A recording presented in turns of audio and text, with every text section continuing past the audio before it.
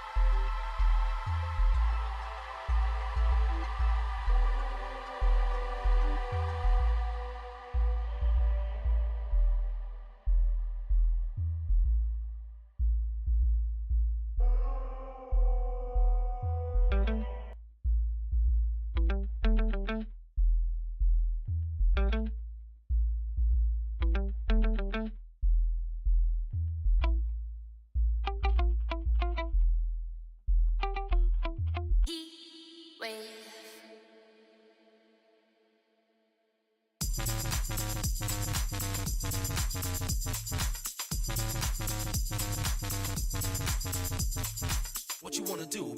It's on you. What you wanna do? It's on you. What you wanna do? What you wanna do? It's on you. It's on you. It's on you. It's on you.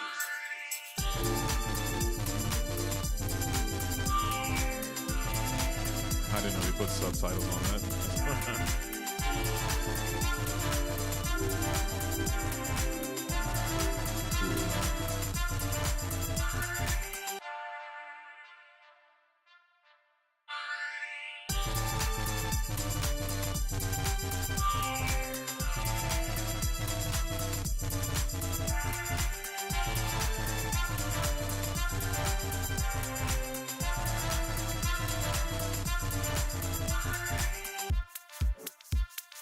What you wanna do? What you wanna do? What you wanna do? What you wanna do? It's on you. What you wanna do? It's on you.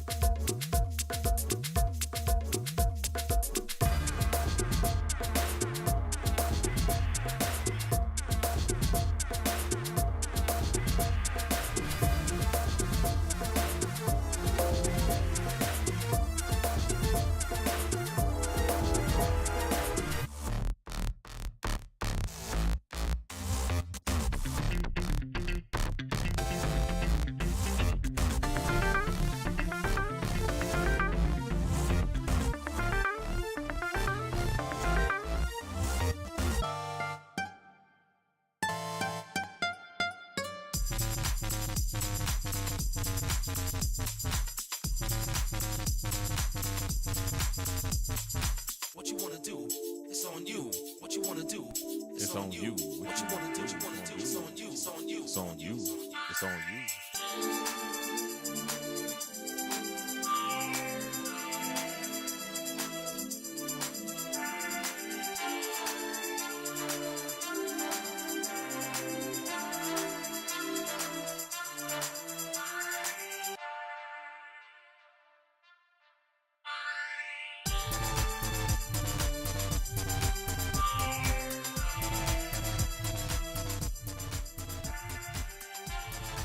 All right, we're doing a levels check and we're going to get started here. Hope you're enjoying the nice sounds. Good vibes. What you wanna do? What you wanna do? What you wanna do? What you wanna do? It's on you. What you wanna do? It's on you.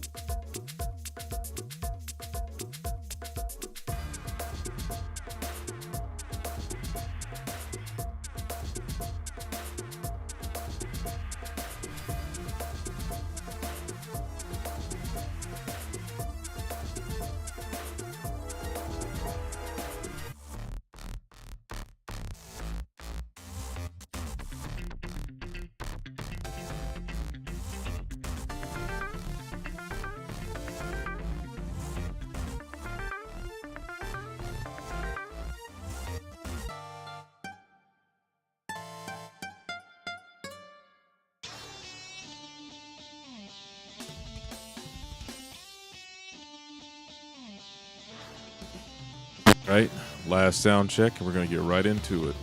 Oh yeah. Everything's looking and sounding crisp.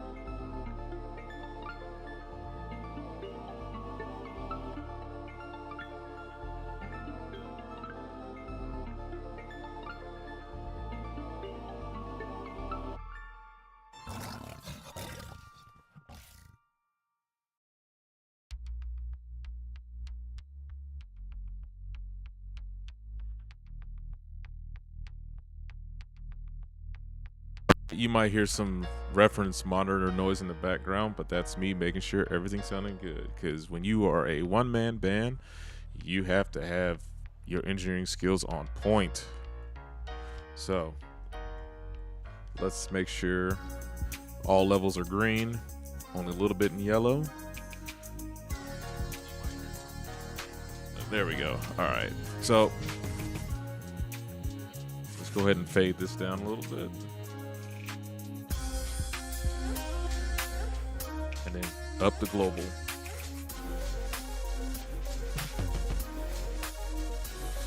All right. We're going to be going over something pretty dope here. At least I find it pretty dope. That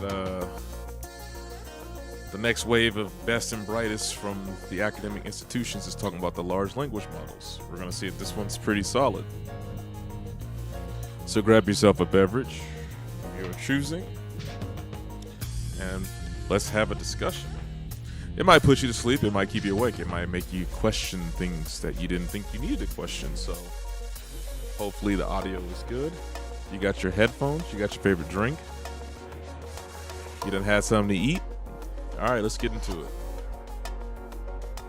So I'll be talking about building LLMs today. So I think a lot of you have heard of LLMs before.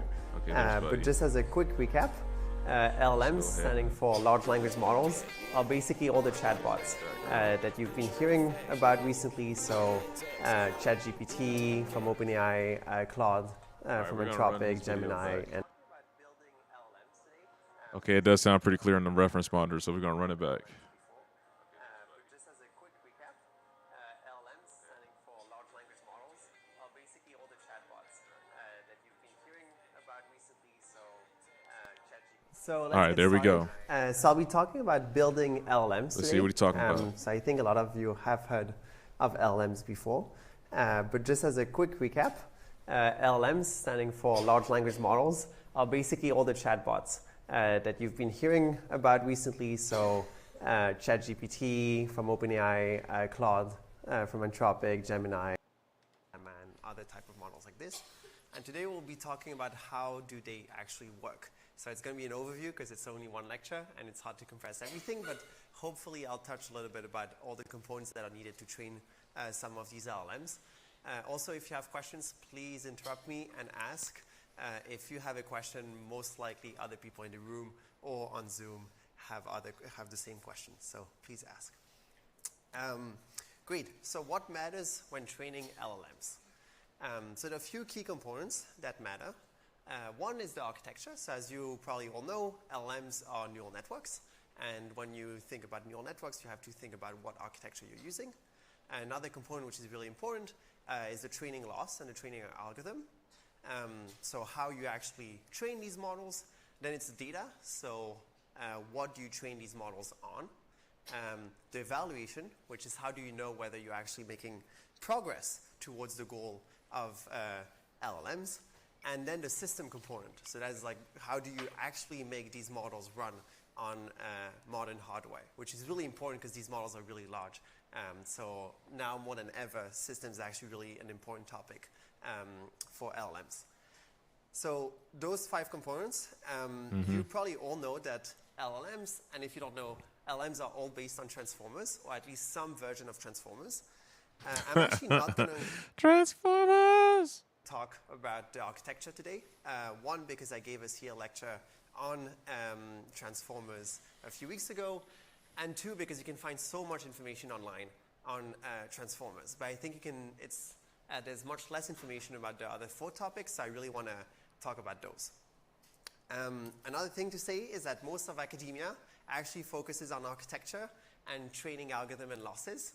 As academics, and I've done that for a big part of my career, is simply we like thinking that this is like we make new architectures, new models, and it seems like it's very important. But in reality, honestly, what matters in practice is mostly the 3 other topics. So data evaluation and systems, which is what most of industry actually focuses on.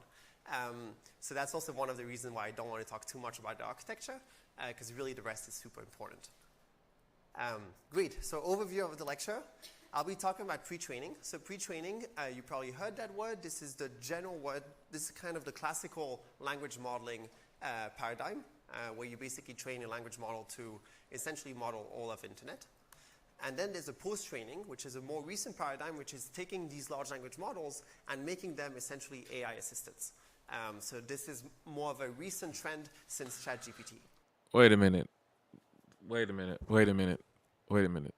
Did he mean like AI assistance, like the AI needs assistance, or did he mean like as a whole, like your AI assistant, like how Gemini, Siri, Claude, and all that shit is? Unfortunately, there's no good control scheme here for OBS, so I can't rewind it back too far without possibly restarting over the whole thing. And right now, we're already 3 minutes in. So we're going to run with it. But if anyone else caught that, let me know. Maybe I should put it in the chat too, just for a reminder. Is it AI? I'm off mic, by the way. Hold on. Was it AI assistant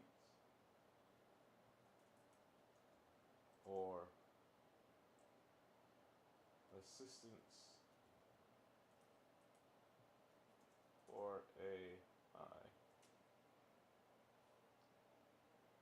Oh man, it's trying to type on a little keyboard. Hold on. There we go. Bam. All right, got it. All right, we're going to continue. So if you ever heard of GPT-3 or GPT-2, that's really pre-training land. If you heard of ChatGPT, which you probably have, this is really post-training land. So I'll be talking about both, but I'll start with pre-training. And specifically, I'll talk about what is the task of pre-training LLMs and what is the loss that people actually use. So language modeling, this is a quick recap.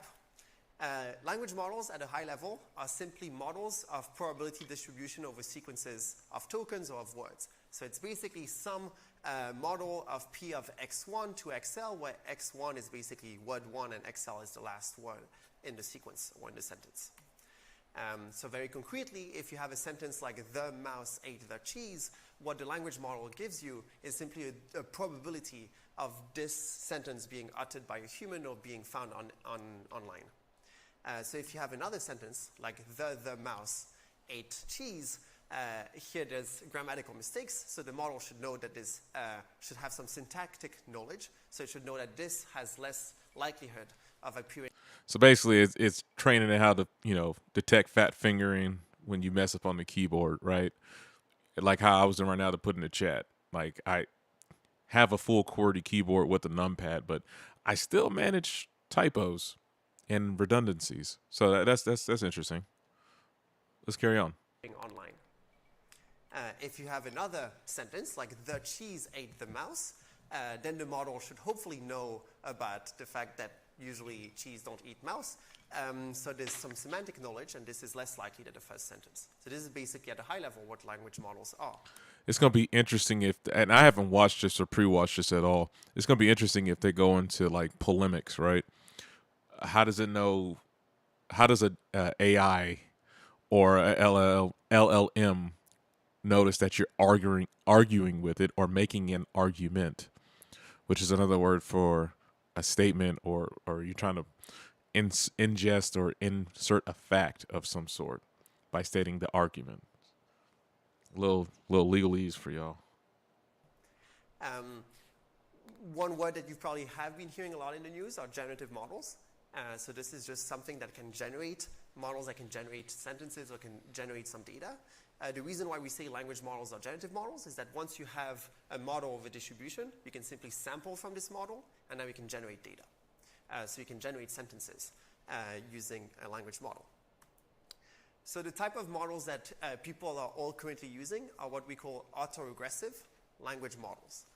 And the key idea of autoregressive language models is that you take this distribution over words, and you basically decompose it into the distribution of the first word, multiplied by the distribution of, or the likelihood of the distribution of the second word given the first word, multiplied by P of the third word given the first two words.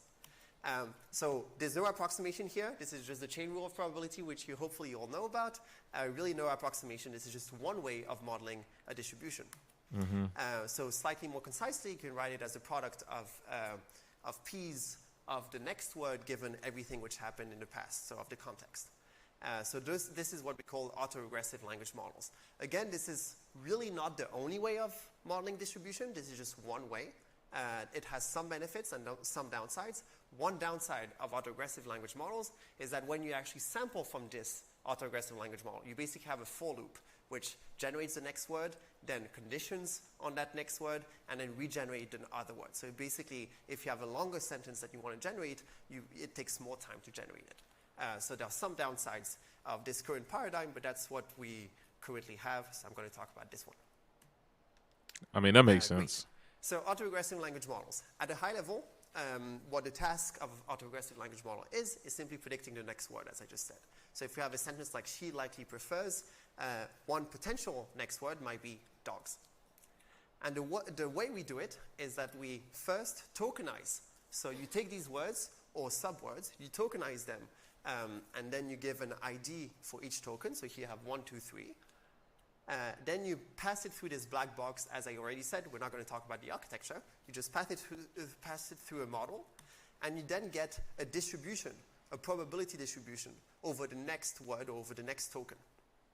And then you sample from this distribution, you get a new token, and then you detokenize. So you get a new ID, you then detokenize, and that's how you basically sample from a language model. One thing which is important to note is that the last two steps are actually only needed during inference. When you do training, you just need to predict the most likely token, and you can just compare to the real token which happened in practice, and then you basically change the weights of your model to increase the probability of generating that token. Oh, shit. Is the stream still live? Wait. So autoaggressive neural language models. Shit. So to be slightly more specific, still without talking about the architecture, the first thing we do is that Okay, we we're have still all live. of these. Oh, sorry. Yes. When you're predicting the probability of the next token, does this mean that your final Okay, sorry about that. Damn, who would have thought just plugging in a damn cell phone would short it out like that? how do you deal with like Oh, I see the hiccup on the replay, adding more tokens to but it's still going. Okay, we're safe. Yeah. So we're going to talk about tokenization actually later. So you will get some That was sense of retarded. this. You basically can't deal with adding new tokens. So I lost my TV. I'm kind of exaggerating. There are methods for doing it, but essentially people don't do it. So Man, let me hurry up and it's get this really file important off. to think about need to how add a tokenize file your text, and that's why we'll to talk about the- that later. But it's a the very good stream point to here. notice that you basically, the vocabulary size, I don't think and it's the gonna number do of all tokens that, you man. have is essentially the output of your language model. So it's actually pretty large. Okay, so autoaggressive neural language models. First thing you do is that you take every word or every token, you embed them, so you get some vector representation for each of these tokens. You pass them through some neural network, as we said, it's a transformer. Then you get a representation for all the words in the context. So it's basically a representation of the entire sentence. You pass it through a linear layer, as you just said, to basically map it to the number, so that the output, the number of Oh, so outputs is the weak number ass of cable. tokens. That's why. You right. then pass it through some softmax, and you basically get a probability distribution over the next Never words trust these given weak-ass every cables. word in the context. And the laws that you use is basically, it's essentially a task of classifying the next token. So it's a very simple kind of machine learning task. So you use the cross-entropy laws, where you basically look at the actual target that happened, which is a target distribution, which is a one-hot encoding, which here in this case says I saw the real word that happened is cat. So that's a one-hot distribution over cat. And here this is the actual. Do you see my mouse? Oh yeah. Okay, This is cool. the distribution Yeah, that 'cause you generated, we both and had basically technical you do issues right there. That was cross-entropy, real. which really just increases I the feel it, probability brother. of generating cat and decreases all the probability of generating all the other tokens. One thing to notice is that, as you all know, again, this is just equivalent to maximizing the text log likelihood, because you can just rewrite the max over the probability of this autoaggressive language modeling task as just being this minimum over, I just added the log here and minus, which is just the minimum of the loss, which is the cross-entropy loss. So basically minimizing the loss is the same thing as maximizing the likelihood of your text. Any questions?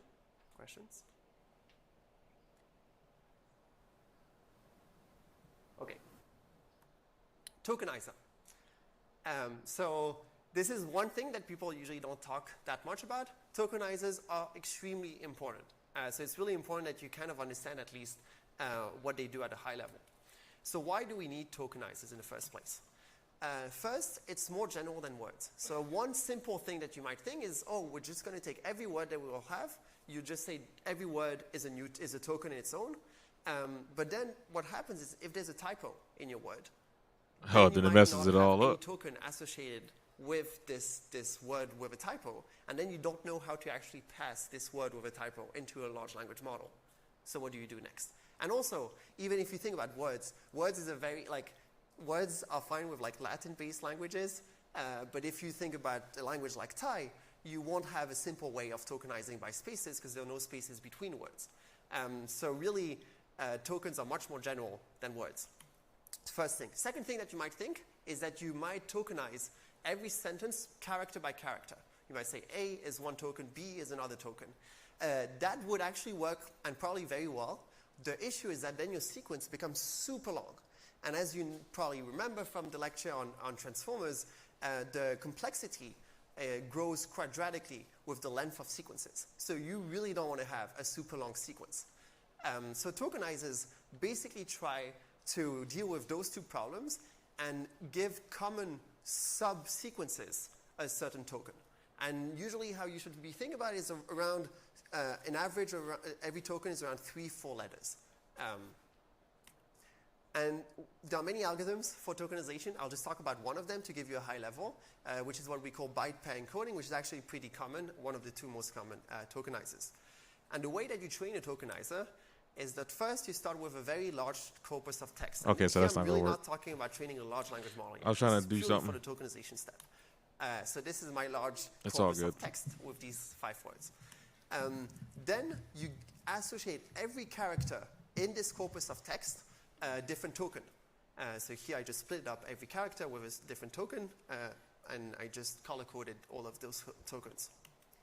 And then what you do is that you go through your text, and every time you see pairs of tokens that are very common, the most common pair of token, you just merge them. So here you see 3 times the tokens T and O next to each other, so you're just going to say this is a new token.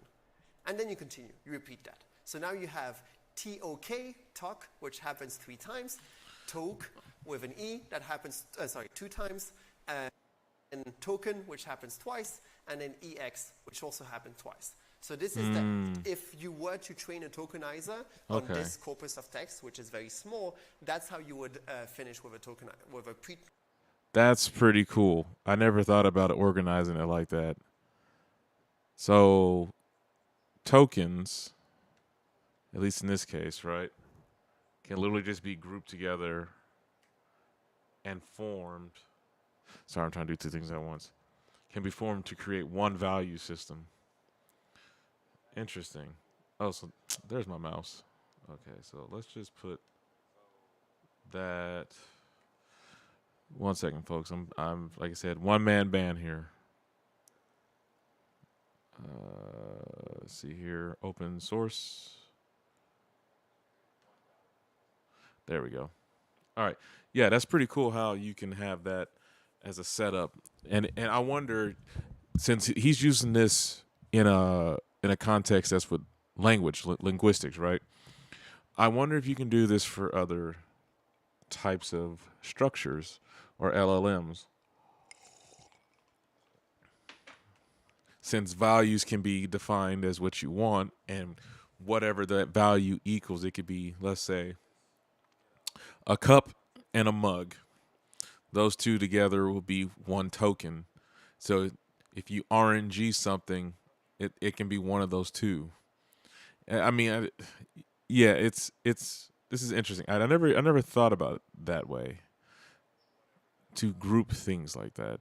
That's interesting. Let's carry on here. Tokenizer.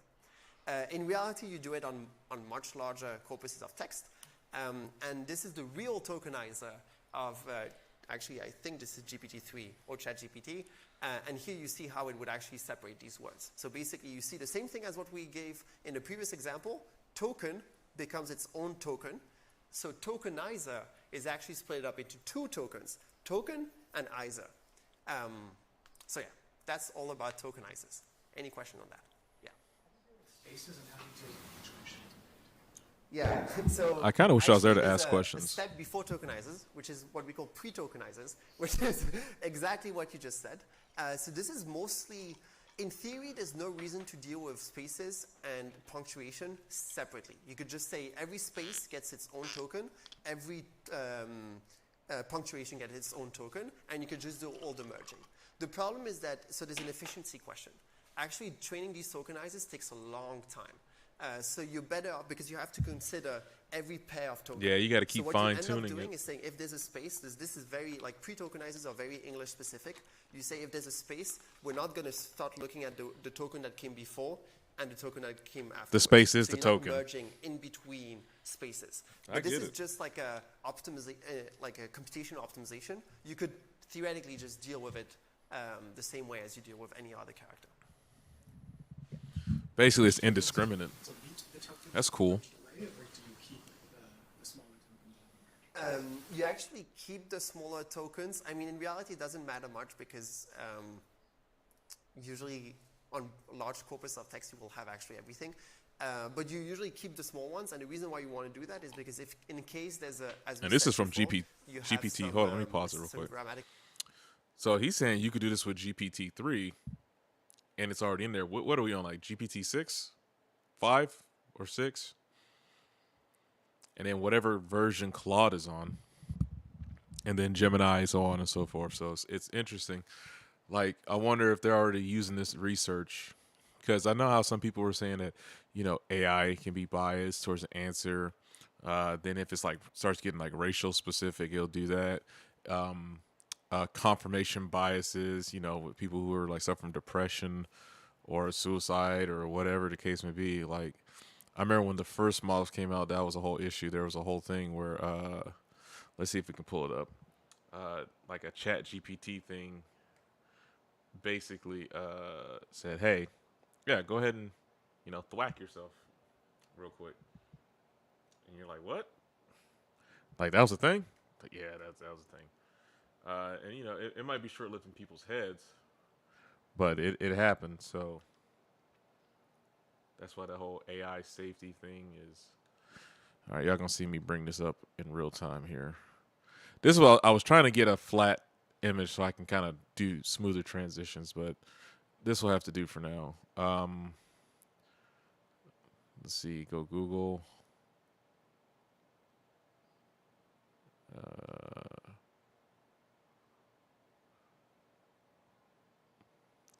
One second.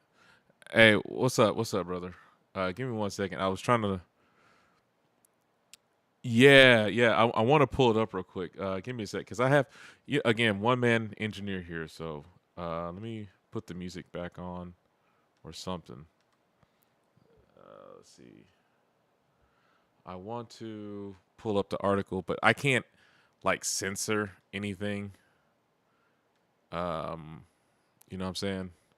So it's kind of hard to like not get caught up with the censors, but it's whatever at this point. Let's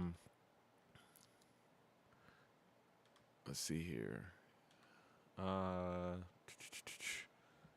AI model not train, I shouldn't even train, tells person to kill self. Or delete. I'm not censoring myself, whatever. AI model tells person to kill themselves. There we go. There it is. ChatGPT encouraged college graduate to commit suicide. Here we go. Now I can pull it up. Because it says it in the news article, so whatever, right? At this point. I do not agree. Can I not disagree? Okay, so I can't get out of that. So let's see. It's on CBS.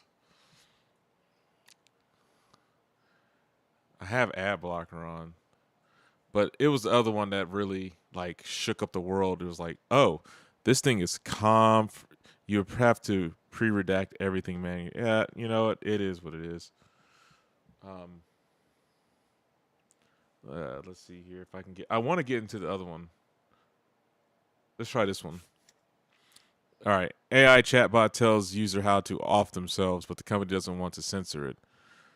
So essentially, if we go back to Homeboy's video, and the problem is I can't seek like with a fine tooth in OBS to go back to the media. But I wonder, since this idea of tokenizing certain phrases comes off like, okay, if you're going to put all your syntaxes as whatever you want it to be, punctuation, period, spaces, like how he was saying, so the machine doesn't have to process it differently. I wonder how that works with, again, confirmation bias, racial things that people like to do with like grok and shit, medical people who like start, back in the day, people used to go to WebMD. People probably still go to WebMD, but people start to do those sort of things, and then they end up getting caught in these echo chambers. And again, this was back when it got into the wild. Now we're in the 5th or 6th generation, depending on which model you're using. It's like, I wonder if this dude's lecture made any type of headway. You said, I say they shouldn't have to censor it. Why? Because Darwin was right. Yeah, Darwinism and survival of the fittest. You literally just said, I didn't even get a chance to finish saying it. You really wrote it, and I was just reading it back. But yeah, that's what I'm thinking, because I'm like, if you have certain key phrases, like when people were tricking the AI into saying things that even the researchers themselves and the coders didn't think that was like a thing that people would do, it's like you're still trying to account for that unknown variable of the human element, which is X, because it's like they're going to say and do whatever they're going to want to do.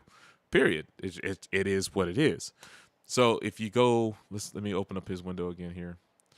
If you go back, I had him on the window the whole time. I meant to have this on the window. I'm getting better at this. I gotta see if I can get a switcher. Maybe having a button would be better than trying to move the mouse. But let's see. We are at 15:30. I'm gonna try to remember that 15:30. If we rewind it back slightly to about here. Mistakes, so some typos. It's just the minimum of the loss, which is the cross entropy loss. So let me fast forward a little bit. Right there. So you just merge them. So damn it, I had it. I should let it go. All right, hold on. I'm gonna let it play. If you were to train a tokenizer on this corpus of text, which is very small, that's how you would finish with a trained tokenizer. Okay, so look at the words, right? The ones that are highlighted. They're saying basically you can group phrases or clusters of words, and that in of itself is the character. So like you see I, Z, E, R, they're their own individual characters because that's what most people think. That is what most AI models think. But what if you're saying the full word is a character itself, and then you group like the preface of these characters to start being predictive of what a person wants to say. And then most people are kind of lazy, let's be real, if not the majority. Like if you have on autofill for texting, right? It starts to know what you're trying to think to say. And then it's like, okay, was that what you really wanted to say? Or were you now influenced because of this version of tokenization in your machine? Because otherwise you wouldn't even have those options in front of you, because your brain is already trying to sequence all the characters together, let alone, okay, not the occasional the, we, you, us, go, up, whatever, stuff like that. But certain words, like full-on words and characters, it's like, okay, is that really you talking, or was that the LLM in your phone or whatever keyboard you're using? Because you got Samsung keyboard while they're still here because they're about to go away. The Google Gboard, Futo, whatever Apple's is called, they have all these LLMs built within their ecosystem. And it's like, yeah, it's kind of learning you, but it's like sometimes those phrases come up like, that's not what you're trying to emphasize. So then you compare that with predictive modeling, like what this dude's talking about. And then you have a cluster of words that you can just make a character. Man. And you already know how humans are subjective. So if it starts trying to say, oh, I think you really wanted to go do this. I think this is what you want to do. Either A, it's going to put your ass on a list. B, it's going to, you might turn out like this dude. What's his name? Nawazaki? Is that his name? What's some more light prompting? Nawazaki. That might be the author. The author is Eileen Guo. So, yeah, you might be like this dude and then end up offing yourself. And now you got to imagine, what have they been pushing lately on cell phones? AI this, AI that. Apple Intelligence, Gemini, da-da-da-da-da-da-da. Here we are with these models in your pocket telling you and doing things that it thinks you want to do. And before you even had the thought to even think that, it's already auto-guiding you. So then it's like, again, who's really running the show at that point? Whose thoughts are those? Who's really doing that? And I want to see if he gets into it, because he brought up the neuroscience and the neurophilosophies of how Stanford and these, because this is from Stanford Direct, like this is from their lecture hall series. Like I wonder how they're actually trying to really go about this, because again, this is the next group of people coming out of the think tanks, the big academic minds of the planet, you know what I'm saying? Or at least a portion of it. You said, like I said, if a person is that easily influenced, they are already lost. I'm not going to argue with that. I believe you're right. However, people, hey, shit happens, man. Sometimes you think you got your guard all the way up with, against ads and blocking and shit, and it's like that one thing gets through, and now you're thinking about it, because typically, I'll give you an example. I've used myself as examples. Like I use ad blockers. Like I'm using Firefox, and it's like I might see something that might escape through the proverbial gatekeepers, if you will. And then I'm like, oh man, I remember seeing that. I want to check that out and do that. But I'm like, I know I'm not susceptible to that like that. But you're still human, so things can happen. It's basically the same suggestion model as torture or mind control. Yes, and there was literally a court case that just happened actually talking about MK Ultra. Let me see if I can pull this up real quick, and then we'll get back to the main lecture because I don't want to go on a tangent too far. MK Ultra court case. This happened this month. Sorry, I'm trying to lean over and type here. Court case. I'll put July. Yeah, this one right here. This is from Forbes. I'll do a couple minutes of it, and then we're gonna get back to the main video. But I just wanted to show you, like, the mind control thing. That's why I say I don't disagree with you, bro. Like at all. Like it makes sense. The truth is stranger than fiction, brother. It really is. You said I use Brave on my phone and Opera on the iPad. Yeah, I remember Opera was great. It was especially on the Nintendo DS. I had to use that, and I think the PSP. All right, let me run this back a little bit. She started talking. Let's see. Maybe there's a highest play point. Oh, the highest play point is right here. For some reason, something popped off right here. So we'll go over there and raise the volume. All right, here we go. And one that I would urge you to pursue is, what was Sidney Gottlieb doing during 2 years in Germany? He went to Germany and went to live there as a case officer. I was never able to find out what did he do during 2 years in Germany. There were huge numbers of MK Ultra experiments going on in Germany, including a number that were fatal. That would be a very interesting catch of documents to find. We will definitely be following up. My next question would be for either Dr. Kinzer or Mr. O'Neill. Declassified CIA records have revealed that officers deployed overseas have used USAID funding as an official cover, or USAID as an official cover for operational work that had nothing to do with the mission of USAID, i.e. humanitarian aid, medical relief, etc. In some cases, CIA officers operated under USAID cover, engaged in lethal activity in places such as Vietnam, running assassination missions during the war in country from 1965 to 1975. And since MK Ultra seems to have found its origin in drug experiments conducted on prisoners overseas, and first by the SS in Nazi Germany and then by US intelligence in camps captured from the Germans, do you believe that USAID may have been used overseas to further influence or further the MK Ultra, for example, on prisoners of war? Since part of USAID's mission was to administer drugs to the poor and needy populations, would the organization have abused its mandate by poisoning foreign populations or creating disassociated states for interrogation or torture? I can't speak directly to AID, but it's certainly true that during this period, after the Second World War, the United States was using publicly announced and official U.S. government agencies to carry out covert action.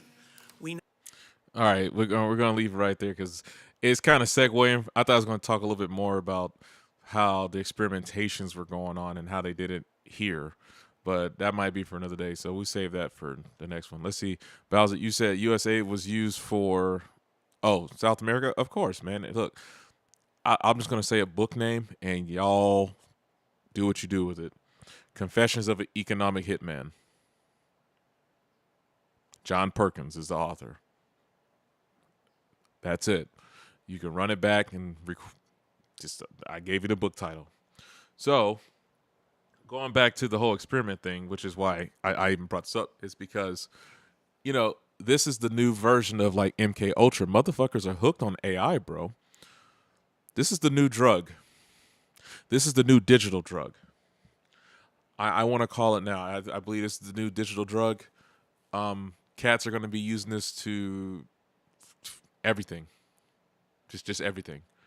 Because now it's like I don't need to converse with another human to get a critical thought. I can just type some characters into a piece of glass about 5 inches to 7 inches, tall, whatever. And then I can get a competent answer that I am okay with. Even if it's confirmation bias, it doesn't challenge anything. It's just crazy. I just use it. It's just used it for more. Yeah, but see, you're doing it. Okay, you're doing it in a jestful, like innocuous way. Like you're not doing anything that's going to be like, oh man, I'm weighing a somewhat let's just rank it, right? So S rank would be like the creme de la creme, like, oh my god, it's Menace to Midnight type shit, right? And then you got E rank, which is like, I'm just dicking around. Memes and art is around C and D, because even if you're doing it for personal gratification, I guess, you could monetize it. So it does have a higher index of like, oh no, I can actually do something with this, and this can influence something and do something. The something is the X factor. In his example, which is the probability matrix, which is led by the letter P in the equation that's going to pop up later. So that's what I'm saying. Like this seems like this is going to be the new drug, and if this is the way that, I don't know, most models are going to take in the new LLM sequencing, then buddy, any word, any set of characters you create together as a group can be anything. That is the value. Like, he's gonna say it. I hope I didn't skip past it, but he says you can take TOK, low key Tears of Kingdom, right? But you can take TOK, and anytime someone types in just that sequence, that alone is the character now. You don't have to write out the full word. It just knows, oh, TOK? Oh, are you talking about Tolkien? And they'll edit it for you. And the kicker part is, you can go to GitLab right now, get a Raspberry Pi, like I think a Raspberry Pi 5 or 4 or 5, for a relatively $200. Take an afternoon or a Saturday afternoon and build an LLM that works online and locally to you. And then everyone's walking around with basically a floating fucking Destiny. What's the little floating thing from Destiny? Not the Watcher thing. The Ghost, right? Basically, you can walk around with a ghost. They're ghosts in the shell.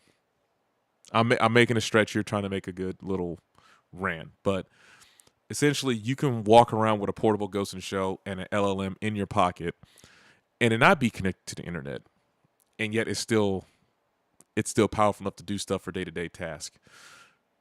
Man, I'm telling you, there's so much stuff I want to record on this channel. It's just like, I don't know if I'm gonna get flagged for it or whatever, because like, if you know what you're doing, and you see, if I show like a quarter of the shit that I see on a daily basis, man, let me just get back to the video. In reality, you do it on much larger corpuses of text. And this is the real tokenizing. Here's the part right here. Here we go. Actually, Pay attention. I think this is GPT-3 or ChatGPT. And here you see how it would actually separate these words. So basically, you see the same thing as what we gave in the previous example. Token becomes its own token. So tokenizer is actually split up into two tokens, token and izer. So yeah, that's all about tokenizers. Any question on that? Yeah. And here's the part where he breaks it down, because homeboy basically said the same thing, actually, there's but in reverse. A step before tokenizers, which is what we call pre-tokenizers, which is exactly what you just said. So this is mostly, in theory, there's no reason to deal with spaces and punctuation separately. You could just say every space gets its own token, every punctuation gets its own token, and you could just do all the merging. The problem is that, so there's an efficiency question. Actually, training these tokenizers takes a long time. So you're better off, because you have to consider. It ain't gonna take that long. It's not gonna take that long. I don't know why he's saying that. That's bullshit. Moore's law. That's why I'm saying that. If you know about that, it ain't gonna take a long time. Every pair of token. So what you end up doing is saying, if there's a space, this is very, like, pre-tokenizers are very English specific. You say, if there's a space, we're not going to start looking at the token that came before and the token that came afterwards. So you're not merging in between spaces. But this is just like a computational optimization. You could theoretically just deal with it the same way as you deal with any other character. Yeah. Merge tokens, do you delete the tokens that you merged away, or do you keep the smaller tokens? You actually keep the smaller tokens. I mean, in reality, it doesn't matter much, because usually on large corpus of text, you will have actually everything. But you usually keep the small ones. And the reason why you want to do that is because if, in case there's as we said before, you have some grammatical mistakes or some typos, you still want to be able to represent these words by character. So yeah. Yes. is unique. So, I mean, say in this case, TOKEN, is there only one occurrence, or do you need to leave multiple occurrence so they could take on different meanings or something? Oh, I see what you say. No, it's every token has its own unique ID. So this is a great question. For example, if you think about bank, which could be bank for like money or bank like water. Also, let me interject before he gets into this analogy about how unique identifiers work. This is also going to affect how images will be generated too. I wish you were here at the first part. You might have to run it back, bro. But it showed like how the string of characters, and it takes less than 2/100ths of a millisecond for it to figure out. Hence why I'm saying it ain't going to take long for them to figure this shit out. They're not a long way away from it. They're like maybe 3 months. That ain't shit. That's a quarter in a year, right? So, yeah, I just wanted to point that out, that it's going to change your image generation, your song creation, and what's the other thing that's out there? I think it's like seed dance and shit like that. So yeah, it's going to change the way the models work if they implemented this dude's case study. This is why I wanted to bring it up, because they're trying to make it more predictive, kind of like Minority Report type shit, and it's just. Again, I'm just going to play the clip. It will have the same token, but the model will learn, the transformer will learn that based on the words that are around it, should associate that. I'm being very hand wavy here, but associate that with a representation that is either more like the bank money side or the bank water side. But that's the transformer that does that. It's not a tokenizer. Yes. Yeah, so you mentioned during tokenization, keep the smaller tokens you started with, right? Like, if you start with a T, you keep the T, and then you build your tokenizer to the extent that you can now encode token. So let's say maybe you didn't train on token, but like in your data, you are trying to encode token. So how does the tokenizer know to encode it with token or to read the T? It's a great question. You basically, when you tokenize, so that's after training of the tokenizer, when you actually apply the tokenizer, you basically always choose the largest token that you can apply. So if you can do token. But see, that's still the implicit bias. So again, you can't get rid of that human X factor. If you're going to choose, like, even if you're using his analogy of water, and it's kind of a good analogy in a way if you're more into the esoteric shit of the world, a bank and then a bank. Okay, he's saying after a certain amount of tokens, it should know if you're talking about a river bank or a financial bank. Most people, we're talking about this, the general populace, is probably going to lean more towards the finance stuff. So if you replace these words with anything else that is synonymous in terms of spelling, not meaning, but synonymous in terms of spelling, it's like, all right. Hey, I think your phone's ringing. I don't know if it's getting picked up in the mic. Sorry about that. If you replace those words with something else, like with this kid dying or this person that died, it's going to keep leaning towards that. So you're never going to see the B side of that. The AI, at least in its early days, when I was using it, it was very binary. It's like, here's option A, here's option B. Versus, oh no, here's just the answer I think you're going to like. And that's what this shit's going to end up doing. I'm sorry, I keep hearing the phone. Hold, let me... Hey, your phone ringing. Oh. All right, let's pick up the video. You will never do T. You will always do token. But there's actually, so people don't usually talk that much about tokenizers, but there's a lot of computational benefits or computational tricks that you can do for making these things faster. So I really don't think and honestly, I think a lot of people think that we should just get away from tokenizers and just kind of tokenize character by character or bytes by bytes. But as I said, right now there's this issue of like length. But maybe one day, like in 5 or 10 years, we will have different architectures that don't scale quadratically with the length of the sequence, and maybe we'll. We already have it. It's called quantum computing. It's already here, brother. I'm. Maybe he just doesn't know. I'm gonna give him a bit of a doubt. Let's keep pushing. Move away from tokenizers.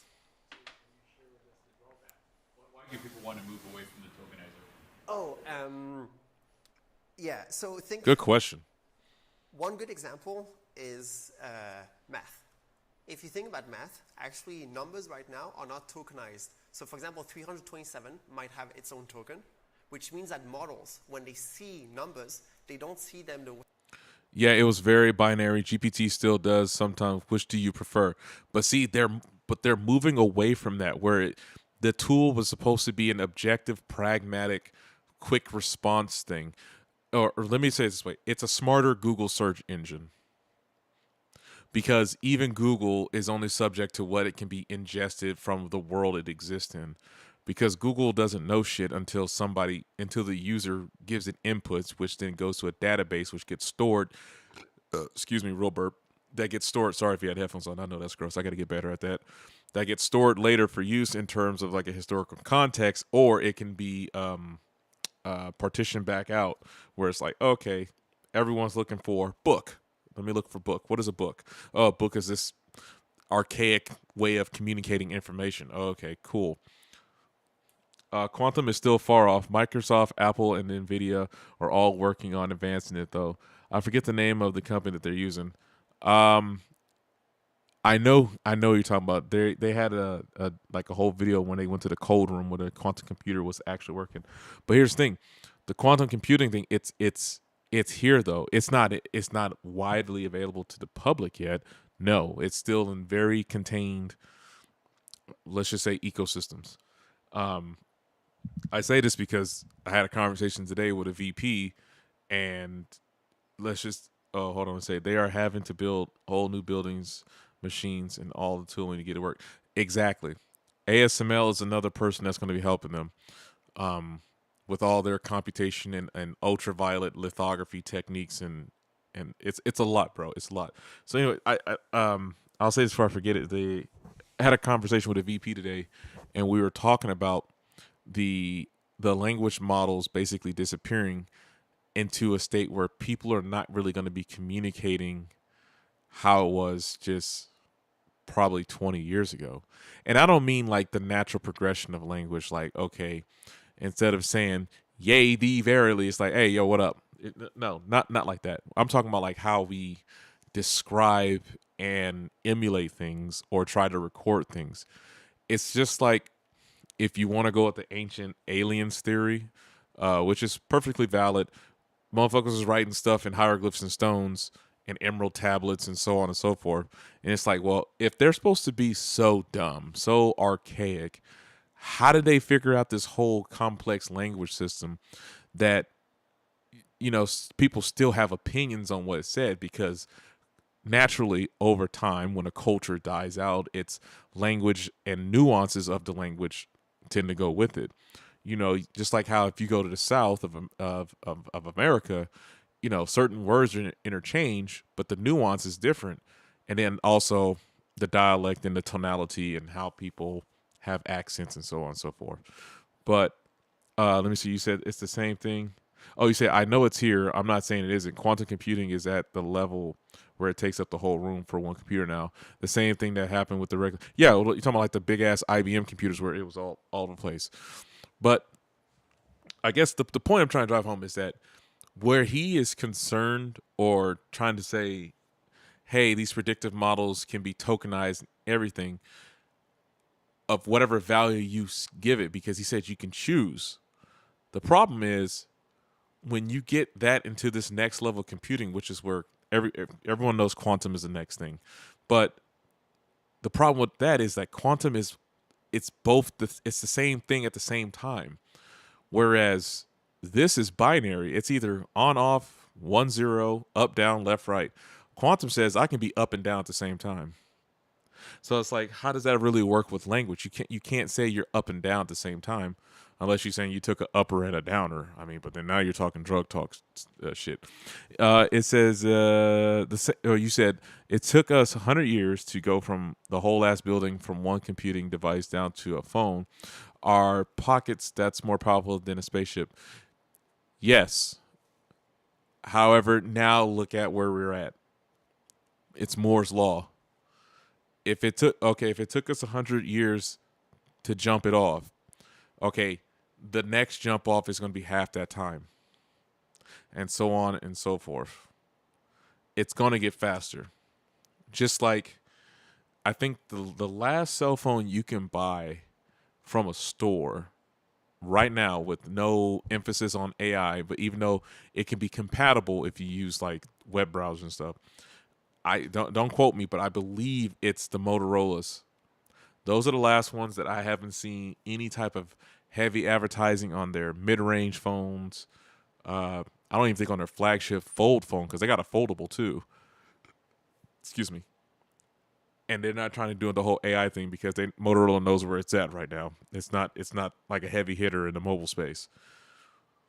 But all the other phones, Pixels, Ultras, iPhone Ultras, they all are touting this intelligent shit. It's like the AI it's so ubiquitous to the point where it has no choice but to advance everything faster.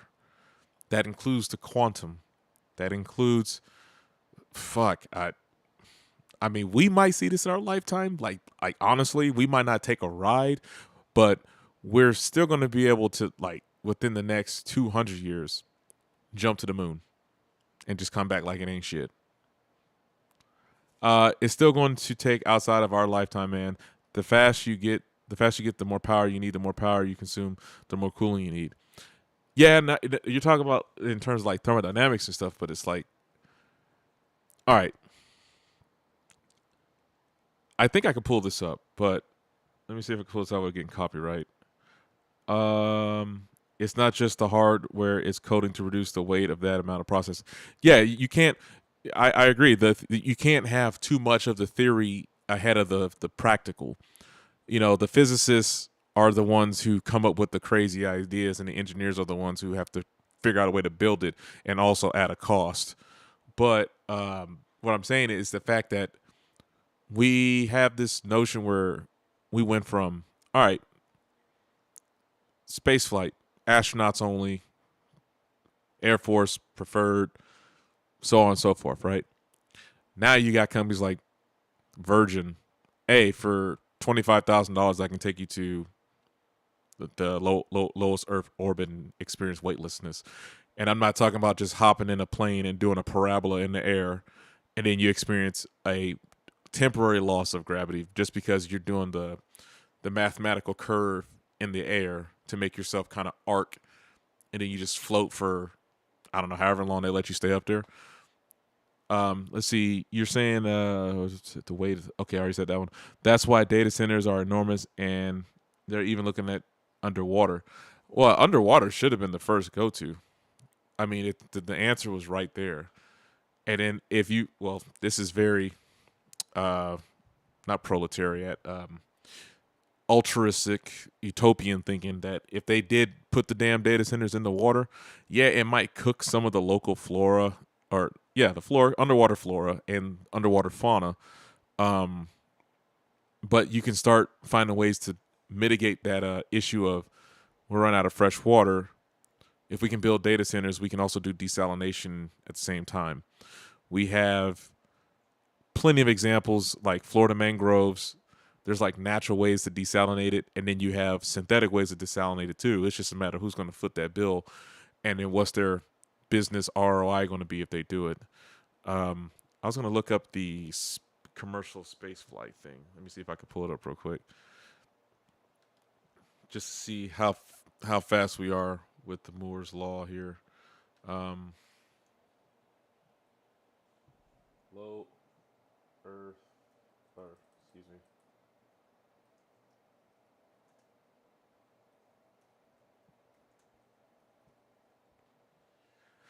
Sorry, I'm trying to type and not hit the mic. So you got like these people, right? Where's the other people that the whole people say the Katy Perry thing was fake and all that shit.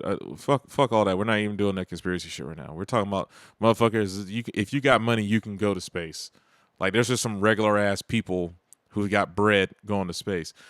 I think it's called Blue Origin. I want to say that's what it's called. It's been so long since I looked at it. I hated looking at it because I couldn't afford it to get on there. Blue Origin space flight. I think that was it. Yeah, I think it's these people. But they had their own channel. I'm trying to figure out where the fuck did it go. I know they didn't shut it down. Maybe it's on a different handle. But it was their website, and you can go and like start booking flights and shit. Let's just go with this one for right now. 4, command engine start, 2, 1, 0.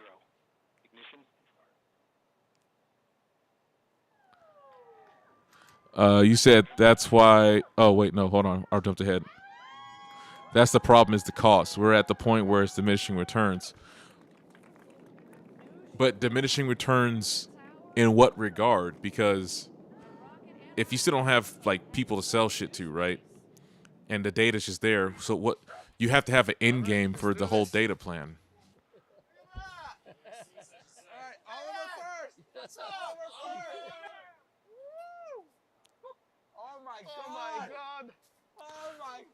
Like these are just people, bro. Look at the earth! Come on, man! Oh my god! Okay, it just looped. We don't need to see it twice. But yeah, that's what I was saying. Like we're at this point in the human story where that this is a thing. Like it was I'd say a fantasy 50 years ago when they used to do what was it called? World of Tomorrow or the World Fair. Like this is the shit they were talking about. And it's like, oh, okay. Technically half a human's lifetime we got here. Let's see. You said right now quantum is at a stalemate until we figure out how to build new boards.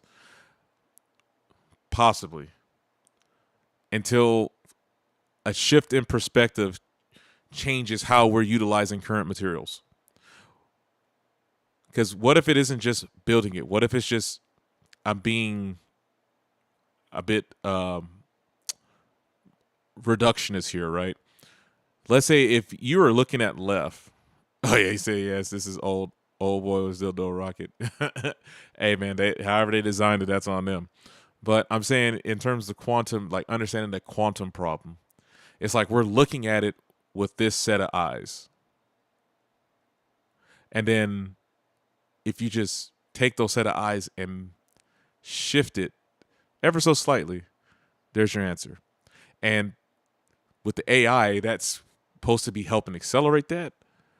But then, like you said, it does come back to the engineering problems. Like, okay, great. You solve the riddle. Congratulations. Here's a donut. Now, how do we build it in physical space?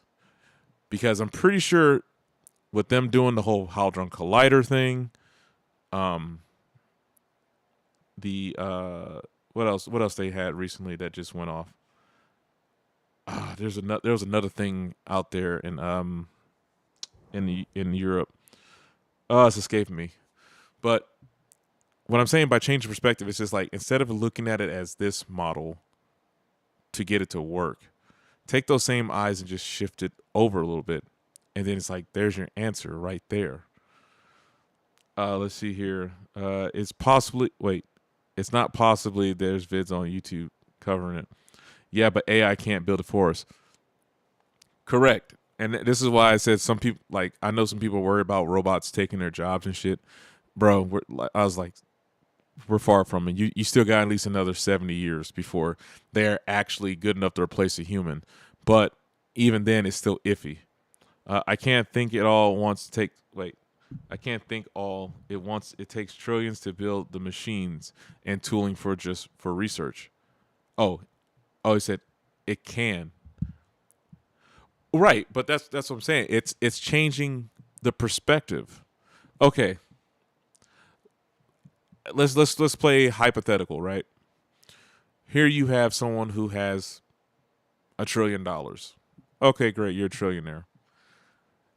Just like if you make a certain amount of money, there's, like you said, diminishing returns. It's like, okay, all your essential needs are fixed or taken care of. Like the bullshit, the bills, the rent, mortgage, cars, truck, whatever, right? All that shit's covered because they did the math. Just like it's a weird parabola, then it turns into an asymptote where it's like, okay, even with inflation the way it is, $15,000 a month. Let's say if you're able to actually acquire that for however you got it. I'm not going to ask questions. I'm not the IRS. But you got $15,000 a month. That's what you make. By that mathematical understanding, you should be good. Because if you're able to acquire that amount of fiduciaries per month, means you have mastered money and you know how to sustain it, you know how to make it, so on and so forth. So where that like there's a diminishing return. There's like you can't buy anything else. You already got everything covered. Your basic needs, not even wants, your basic needs are done. They're non-existent anymore. So it's just like, okay, same thing if you put this in the macro. All right, man, you done built all the land masses and killed indigenous, did what you did, built data centers. All right, to what end? You got all the data. Now what you want to do with it? You have to do something that's outside of the purview of what you already done because the basics have already been covered. You have to go to the next level. It's not just about the perspective, it's about what is physically possible. Why do you think Terminators don't already exist? Because it's a massive amount of computational power that's not attainable. Well, I challenge that by saying you don't have to have Terminators. Why would you need something if you wanted to like mass wipe out people and YouTube chill out? We're just having a conversation here. Chill out. If you wanted to wipe out massive amounts of people, you don't need to build Terminators for that. There's easier ways to do it. There's this far superior ways with less effort, less power, less resources that you need to do that. It's the size. In the size of his processing chip, they pulled it out of his head in the movie, and the processor was the size of an iPhone 4S. Oh, not literally Terminators. Oh, I'm sorry. You're talking about the chipset. The chipsets. Got you. I took it to that next level. My bad. That was me. Because I was like, yeah, you and I both know there's far easier ways to take care of that problem. But yeah, you're talking about the size. Same thing. I think. Oh, what was it? An astronaut said the same thing about the greeting card. There's more computational power in that greeting card than it was on a lot of the space vessels. So I get that, but that's what I'm saying. Let me just show. Let me show you why I'm like. It's beyond that. At least in my purview, it's beyond that. I'm going to show you ASML. ULEV, and then we got to get back to the lecture because it's an hour long. And I don't want to lose it. I got it courtesy of someone, and I got access to it right now. So I want to keep using it. So we're gonna go to a short video. Okay, these guys are just hype. They're not inside. Here we go. This should do it. This might actually be from them. Photolithography is the key to making the semiconductor processors that power everything in the modern world.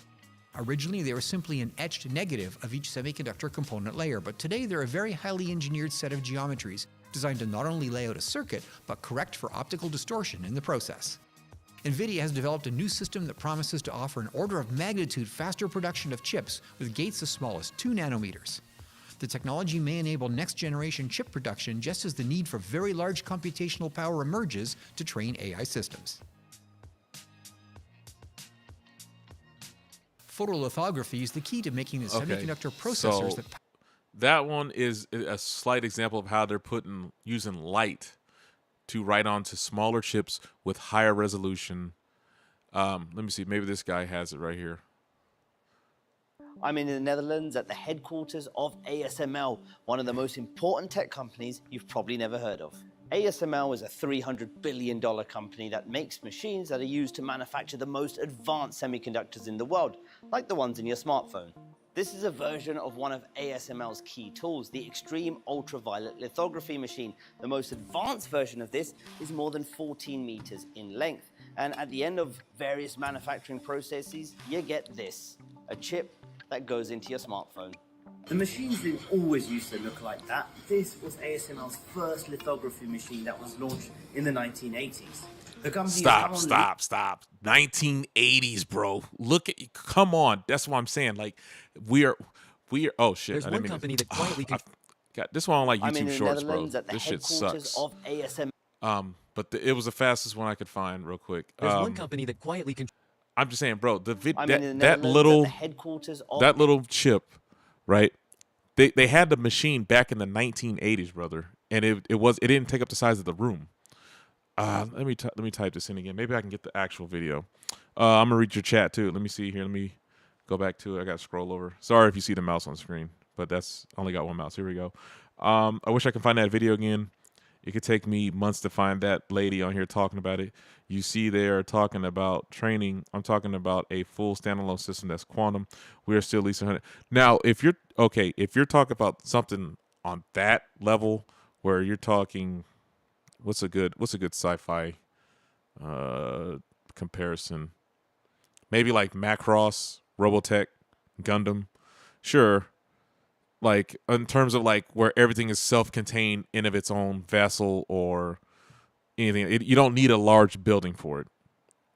But what I'm saying is they already have the technology to shrink down the other side of it to get it going. And you don't need to mass produce that yet. You just need to have the one that's like, okay, this can be in the common man's hands. And then it just goes like stink. That's it. Just like when the world got. You okay? Yeah. Oh, okay. It says she's here. Did you see it? No.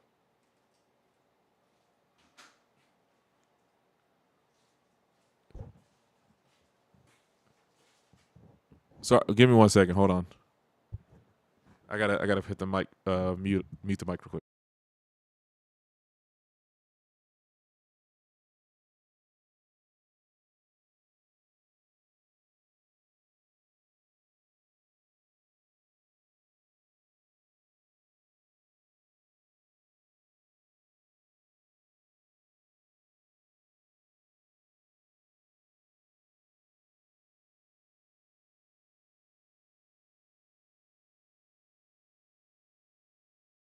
Sorry about that. I had to make sure all party members were accounted for there. You said we're still these 100 words. Imagine quantum in your pocket. That's what they are going for. We can't even make quantum laptops yet, let alone a desktop. Look at IBM quantum computer. It's massive. Yeah, I've seen it.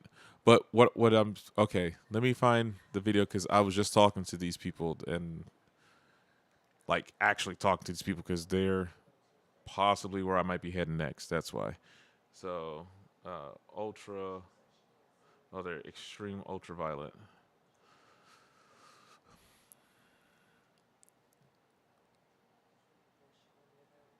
We're not doing 55 minutes because I want to get back to the other one because we're kind of segueing a little bit.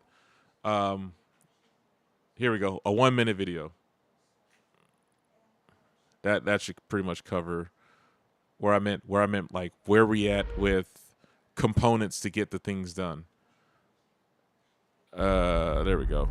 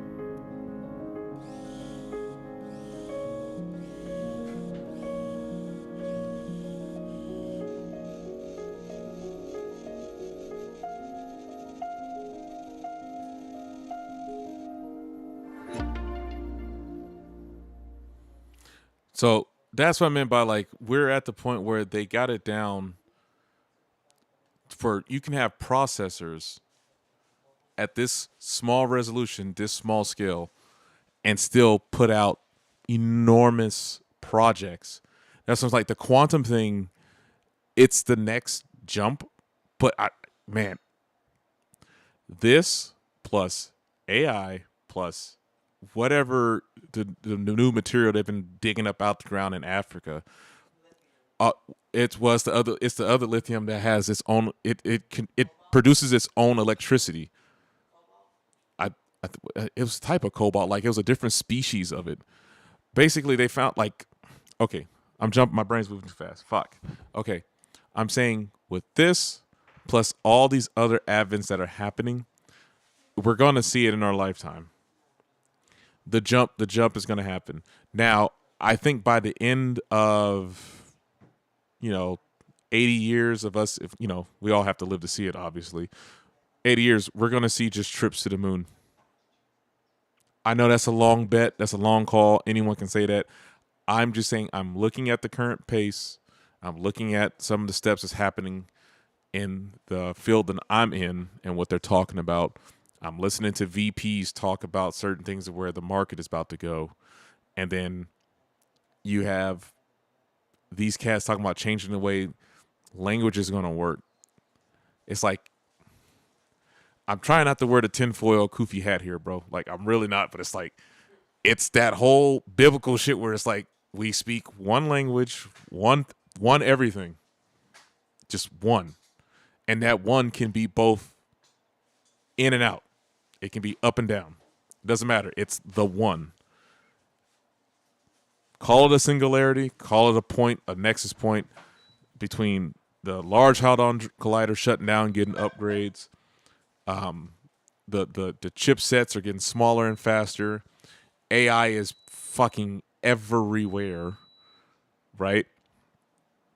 And then we have all this. Hello. I'm streaming. What's up? Oh, you want to watch?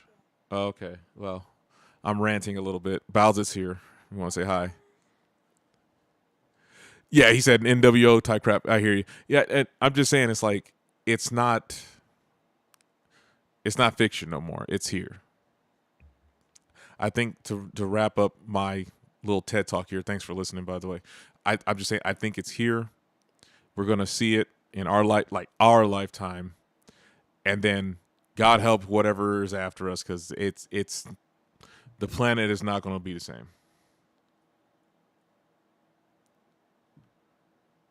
No, I'm talking about not the single. I'm talking about a singularity point where it's like, okay, I don't know if you heard of Michio Kaku, but he was talking about how we basically go from tier 0, or we're not even tier 0, I don't think by his standard, not yet, but we go from tier 0 to tier 1, and that's the jump off. And I think it's happening a lot faster than what people are putting off. But let's get back to the lecture hall before the token expires, no pun intended. And we'll come back to this in a little bit. Same way as we do. Can you hear it? This is very annoying because the reason why we can kind of generalize with math is because we can deal with every letter separately, and we can then do. Can you hear the lecture? Where you know that basically if you add stuff, it's the same thing as adding every one separately plus like whatever the unit that you add. So they can't do that.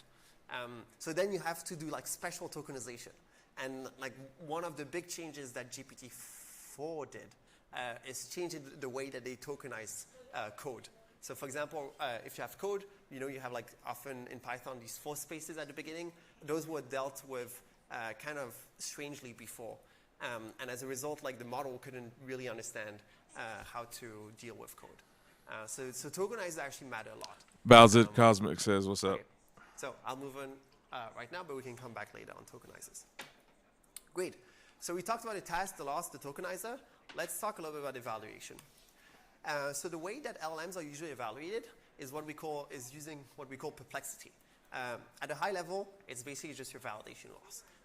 The slight difference with perplexity is that we use something that is slightly more interpretable, which is that we use the average per token loss and then you exponentiate it. And the reason why you exponentiate it is because you want, the loss has a log inside, and one, humans are actually pretty bad at thinking in log space, but two, logs depend on the base of the log. While when you exponentiate, you basically have everything in the kind of the vocabulary size unit. And the average per token is just so that your perplexity is independent of the length of your sequence. So perplexity is just 2 to the power average of the loss of the sequence. So perplexity is between 1 and the length of the vocabulary of your tokenizer. 1, it's simply, if you predict perfectly the thing which every word, then every word will have basically product of ones. So the best perplexity you can have is 1. If you really have no idea, you basically predict with 1 divided by size of vocabulary. You said, simple math, hold on, let me pause it. get Wrong window. There we go. You said we would have to be a Kardashev Type 2 civilization. We are nowhere near Type 1 yet. 8 months ago with Xpeng, that time frame is when I saw quantum bits pop off. Oh, he said hi back to you. I saved my vid on it, and I'm trying to find another video.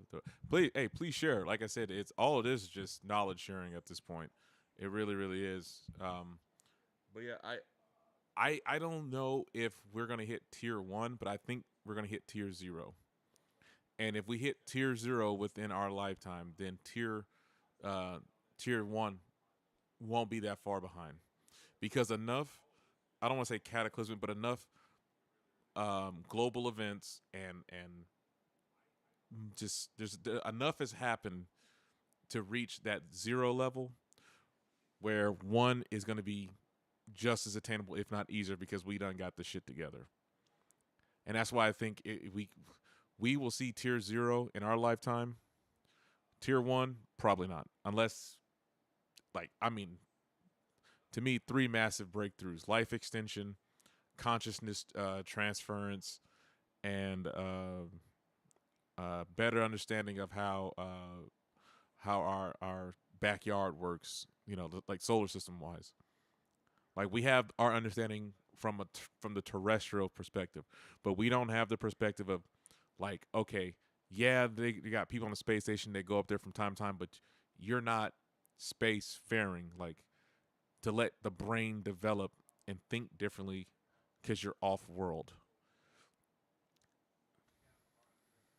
Complexity of size of vocabulary. So then tuition. Just like if you had to go to a different region to better understand language, culture, and so on and so forth, the immersion factor. If we are immersed in space for, I don't know what the timeline would be, because it's kind of hard to even calculate that, because it's like, well, you went from just being on your dirt ball to just going above and floating above your dirt ball, and it's like, okay, now you have time to just develop off world, and I don't have a timeline for that. Let's see. He said humanity would have to come together for the betterment of the whole before we even hit 0. We can't even master wind power. I disagree. I think we have mastered wind power. Again, it's changing the perspective on how you think about renewable energies. I'm not sitting here talking about I'm like the green police or none of that shit, because I love my V6s and a few V8s when they sound right. But what I'm saying is there's enough technology and there's enough understanding to say that we are there. Now, how we close out that chapter, hey, man, I'm giving you the shrug emoji. We are at a snail's pace at best. I would say in mass, yes.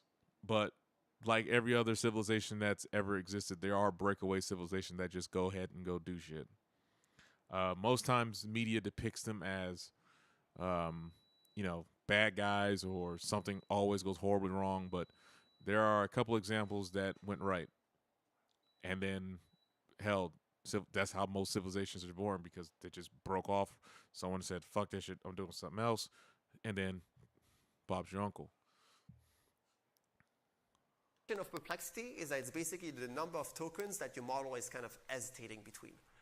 So if your model is perfect, it doesn't hesitate, it knows exactly the word. If it really has no idea, then it hesitates between all of the vocabulary. So perplexity really improved. That's perplexity on a standard data set between 2017 and 2023. It went from a kind of 70 tokens to less than 10 tokens over these 5-6 years. So that means that the models were previously estimating between 70 words every time it was generating a word, and now it's estimating between like less than 10 words. So that's much better. Perplexity is actually not used anymore in academic benchmarking, mostly because it depends on the tokenizers that you use. It depends on the actual data that people are evaluating on, but it's still very important for development of LLMs. So when you actually train your own LLM, people will still really look at the perplexity. One common other way, and now more common in academia, of evaluating these LLMs is just by taking all the classical NLP benchmarks. That's a very interesting choice of words right there. Holistic evaluation of language models, or HELM. I'm not gonna get caught up too much on the whole, esotericness, but I find that very interesting. They chose holistic out of everything in the English language dictionary. This is what I meant by like certain things. They're hat tips or nods, whether direct or indirect. It's there. I'm catching them. But yeah, I just want to point that out. And I'll give you a few examples later, and just kind of aggregating everything. So collect as many automatically evaluatable benchmarks and just evaluate across all of them. So one such, or actually two such benchmarks are what we call HELM, which is from Stanford. Another one is the Hugging Face Open LLM Leaderboard, which are probably the two most common ones right now. So just to give you an idea, in Helm, there are all of these type of tasks, which are mostly things that can be easily evaluated, like question answering. So think about many different question answering tasks. And the benefit with question answering is that you usually know what is the real answer. So the way that you evaluate these models, and I'll give you a concrete example in 1 second, is that you can just look at how likely the language model is to generate the real answer compared to some other answers. And that's essentially at a high level how you evaluate these models.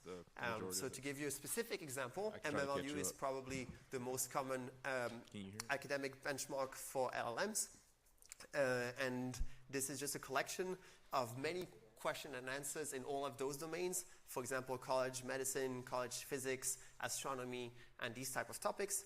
And the questions are things like, so this is in astronomy, what is true for type 1a supernova? Then you give 4 different potential answers, and you just ask the model which one is more likely. So there are many different ways of doing it. Either you can look at the likelihood of generating all these answers, or you can ask the model which one is the most likely. So there are different ways that you can prompt the model, but at a high level, you know which one is correct, and there are 3 other mistakes. Yes? Creating these like unconstrained text as the output. Yeah. How do you evaluate a model if it gives something that's semantically completely identical, but is not the exact token as you expect? Yeah, so that's a great question. I'll talk more about that later. Here in this case, we don't do unconstrained. So the way you would evaluate MMLU is basically either you ask the first question, and then you look at the likelihood of the model generating A, the likelihood of the model generating B, C, and D, and you look at which one is the most likely. Or you can ask the model, out of A, B, C, D, which one is the most likely, and you look at whether the most likely next token is A, B, C, or D. So you constrain the model to say it can only answer these 4 things. You see, and then therein lies that closed-minded thinking.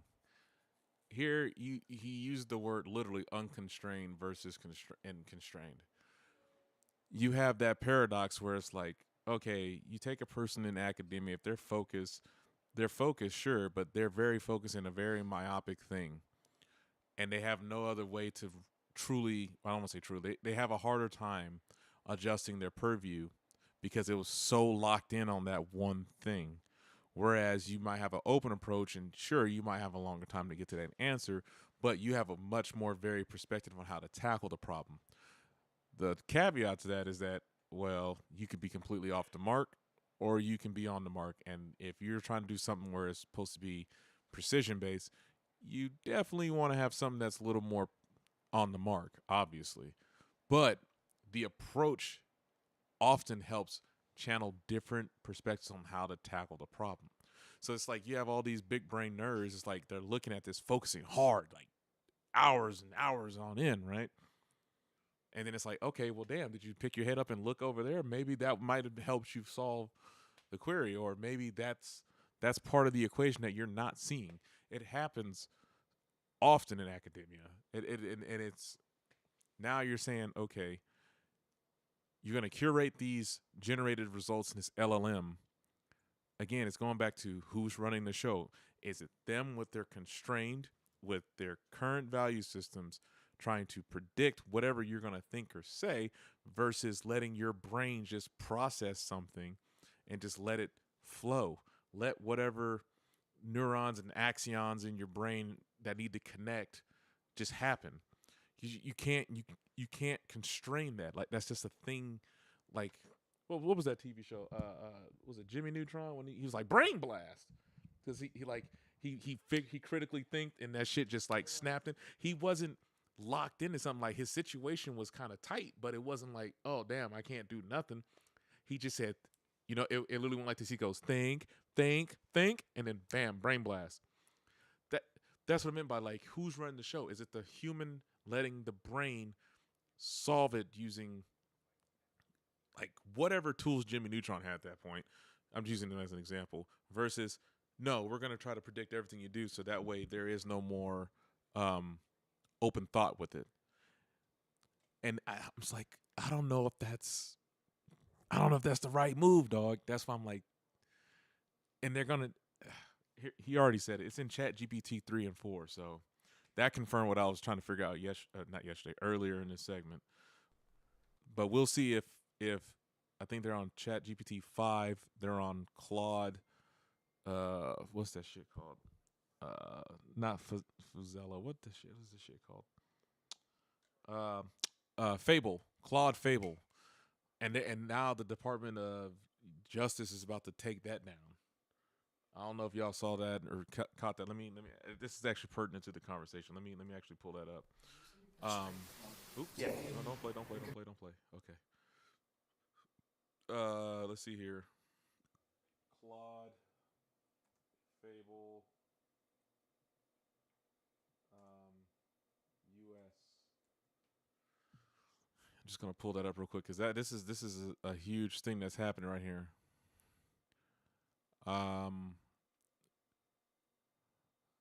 Now it's illegal.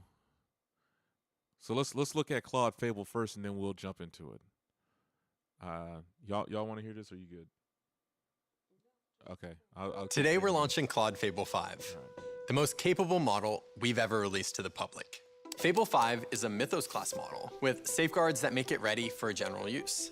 We didn't broadly release our previous model with this level of capability because when we finished training and testing it, we saw that the model, Claude Mythos Preview, was finding thousands of cybersecurity vulnerabilities. A model that can find flaws like that can also be used to exploit them. So instead of releasing it, we handed it to the people who protect the world's critical software and put it to work fixing the holes before someone could break through them. It was the right call for the moment, but it was never the goal. We believe powerful AI should be safe and accessible. That's why we went to work on Claude Fable 5. Every Claude model has safeguards to keep it from doing harm. Fable needed more cautious ones than anything we'd built before. Our safety systems for Fable 5 automatically review requests that touch on high-risk areas like cybersecurity or biology. Those requests are then redirected to Opus 4.8. We do that intentionally so people can continue to benefit from the capabilities of a powerful model like Fable without the cyber and biology risks that come with it. The safeguards are broad today, but we'll keep refining them so that they're better at allowing safe requests. We built Claude Fable 5 for your most ambitious work. It can stay with a problem far longer than any model before it. It's highly autonomous and can operate for days without intervention. And it's not just coding. It can take on projects in finance, research, economics, law, complicated tasks that used to need constant supervision. So point it at something that matters. What's the problem we'll look back on and wonder why it took so long to solve? We know what Claude Fable 5 can do. The interesting part is what you'll do with it. And so so this kind of touched on what I was trying to hint at. Maybe they were better at verbalizing it than me. It's the fact that you had something that, for the first time, was able to just cut loose. You got scared. Granted, they said the same thing about the Large Hadron Collider. But technically we didn't die. We're here, right? So, let's see here. You said, sounds more like they're using Fable to stop you from thinking outside the box. I could play it again, but it's not that. Fable was the point where it's like, if you ask it to do something, it will try to seek to find the answer. And when it did, it started scaring people because it found severe vulnerabilities, like to the point where, yeah, if there are some bad actors, let's be real, shit can get really, really, really, really bad. But on the opposite side of that, it's a double-edged sword. If you let this thing go, it's like it might have found the person that knows how to jumpstart the next thing. I'm gonna have to go back in history. It's kind of like when they kept certain people out of classrooms. It's like, okay, yeah, but you're cutting off part of the equation that actually might help you tap in to get this thing going to the next level. Same thing with the gender stuff. When it like not modern day gender shit, but like the real gender shit that happened. Okay, you're cutting off like half of the species that might be able to help you solve this equation just because, I don't know, Josie fell off her horse in the 3rd grade and then she got fucking super smart and then she knows how to figure out shit. She's fucking super autistic and she can Rain Man the shit. You know what I'm saying? People are the problem. I never said that AI was the problem. I am more leaning towards people being the problem too. It's like blaming guns for yeah. You want to blame the tool. The tool is not inherently evil or good. It is beholden to the wielder. I think that's actually an old axiom. It's like it's not the tool. It's the tradesman or some shit like that. It's something about like it's if you're a craftsman, you don't blame your tools for a shitty product. You blame the craftsman. Yeah, it's the person. Yeah, it's like you blame the person. I think that's actually the axiom. It's like, don't blame the tools, blame the craftsman. So it's like, yeah, but I'm like, but here's the thing: you didn't let it's. I'm trying to think of a good analogy. It's like you let it out the gate, but you didn't let it off the property. If that makes sense, like you just let it off that part of the gate where that was its whole world for X amount of time, and then it turns out, oh shit, you actually live on a 2-acre farm, bro. You just left a garage. You just left the garage. Let's use that instead of a fence. You're a dog. Your whole life has been in a barn or a garage. This 4 squares, never seen outside. You pissed and shit in there, ate in there, whatever. One day, owner says, "Hey, you know what? It's safe to go out there now. I feel like you're confident. Go ahead and do it." And then as soon as you step out the damn door, you get one paw out. That leash pulls you back. Nope. Oh, nope. Come on back. Like, bro, you don't even you're too afraid just to let it sniff around for a little bit just to see what it can produce. So let me go back to chat here. It says, that's why I said these new restrictions are not helping people with the AI. Yes. And it sucks that even the free, quote unquote, you can't see the air quotes, but the quote unquote free AI stuff I got on the Samsung is going away at the end of this year, because they're going to start charging for their processing power and stuff on device too, mind you. So let's go back to the lecture. I think we're halfway through it.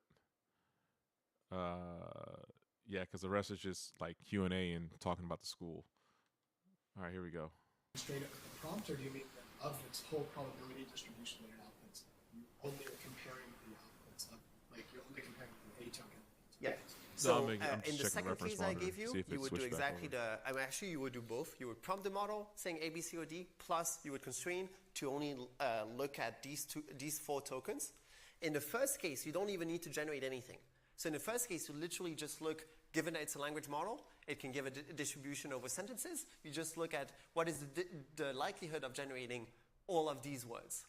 What is the likelihood of generating the second choice? and you just look at whether the most likely sentence is actually the real answer.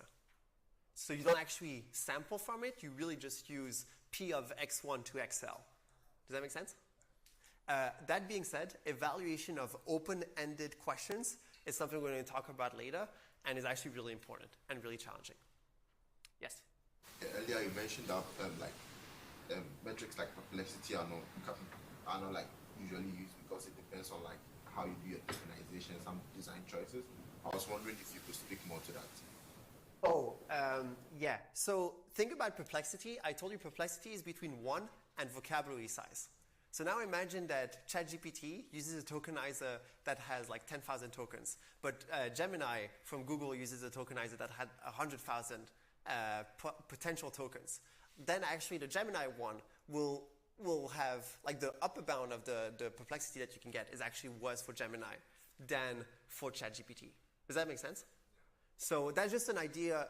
It's actually a little bit more complicated than that, but that's just like one first order bit of where you can see that the tokenizer actually matters. Great. Okay, so evaluation challenges, there are many. I'll just talk about 2 really briefly. One, as I told you, there are 2 ways of doing evaluation for these MMLUs. Actually, there are many more than 2, but I gave you 2 examples. And it happens that for a long time, even though that was a very classical benchmark that everyone used, actually different companies and different organizations were actually using different ways of evaluating MMLU.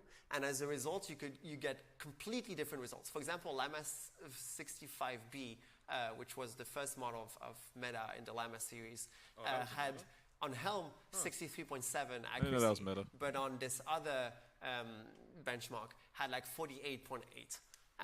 So really the way that you evaluate, and this is not even talking about prompting, this is really just kind of the way that you evaluate the models. Prompting is another issue. So really there are a lot of inconsistencies. It's not as easy as it looks. First thing. Yeah, sorry. How can we make sure that all these models aren't trained on the benchmark? Okay. Second thing. This is a great question. Chain test contamination. This is something which I would say is really important in academia. Given that the talk is mostly about training large language models, for companies it's maybe not that important because they know what they trained on. For us, we have no idea. So for us, it's a real problem.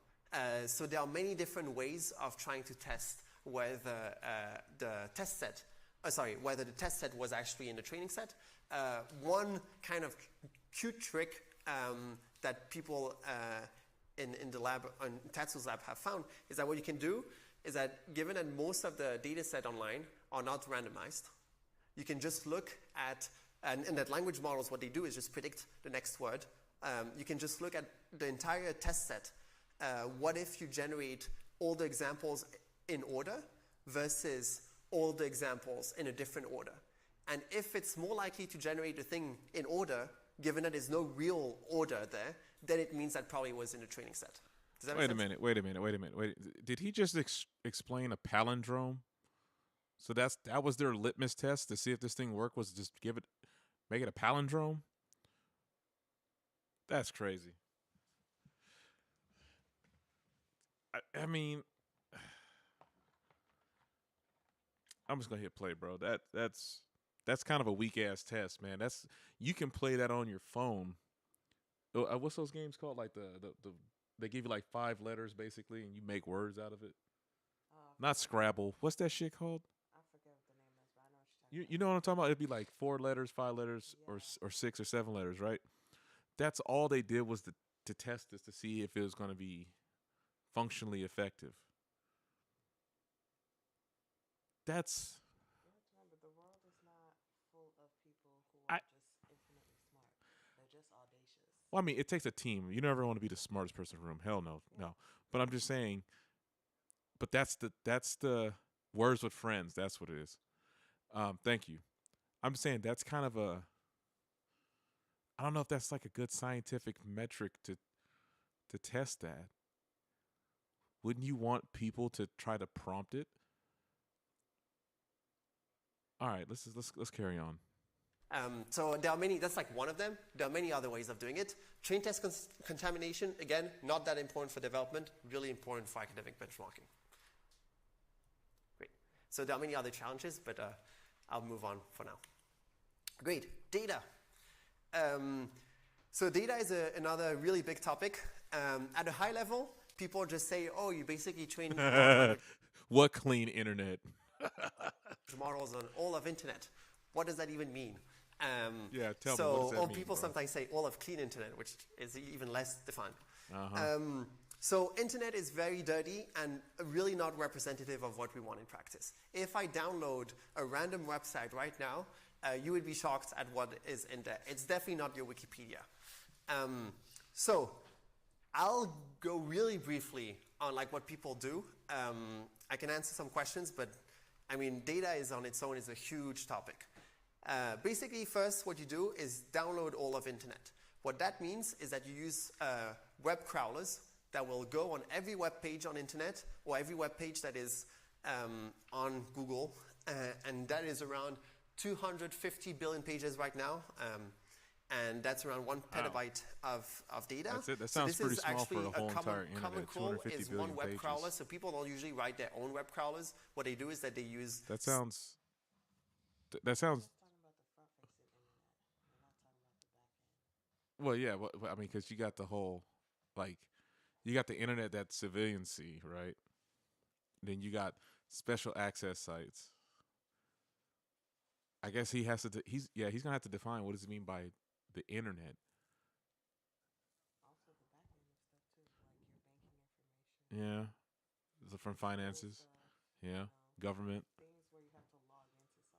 Yeah, because to 250 billion pages, that sounds very small. I don't. He didn't. It didn't say on the page. It just said it scanned 250 Standard billion web pages. crawlers, and Common Crawl is one of them. That basically every month There you go, adds see? all the new websites that were added on internet that Okay, are found. so that size, 1 petabyte. 1 petabyte. That's 100,000 terabytes. No, more than that. I gotta fact check this real quick. What is a petabyte? 1 petabyte. I keep clicking the damn OBS. I think there's 2 mouses on the screen. Yeah. Hold on, let me fix this real quick. I don't know if y'all can see it, but I see 2 mouses. Okay, there we go. All right.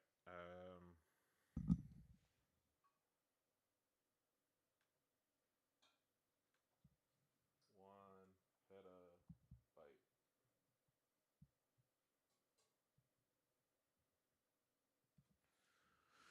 So 1 byte plus 15. What did I say? Did I say 1,000 terabytes or did I say 10,000? I think I was close. I either said 1,000 or 10,000. If it was 10,000, I was wrong. But I knew it was like, it's not a lot. That's not a lot. Like, there's an Amazon truck with zettabytes that roll around. Z with the Z. I'm gonna show y'all what 1 zettabyte is.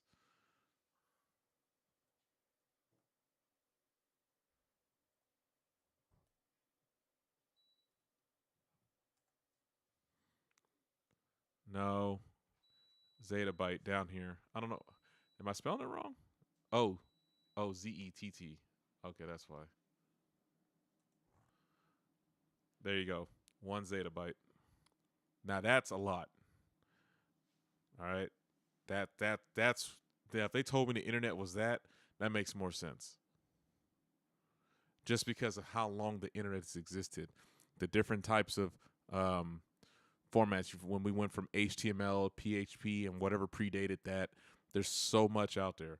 But you're saying the whole internet is 1 petabyte, and then you look at the hierarchy scale. That ain't shit. Hell, tell me at least if you told me it was 1 exabyte, I would like, oh, okay, that makes more sense. But a petabyte? Nah, that don't sound right. But let's carry on. I just want to just look that up and show y'all that real quick. All right, here we go. And media should be playing. There you go. by Google, and they put it in a big, basically a big data set. So that's on Common Crawl, you have around 250 billion pages right now. So 1e6 gigabytes of data. Once you have this, so this is a random web page, like literally random, from this Common Crawl. And what you see is that one, it really doesn't look at type of things that you would usually see, but actually, so this is an HTML page. It's hard to see, but if you look through, you will see some content. For example, here, Test King World is your ultimate source for the System X high performance server, and then you have 3 dots, so you don't even, the sentence is not even finished. That's how random internet looks like.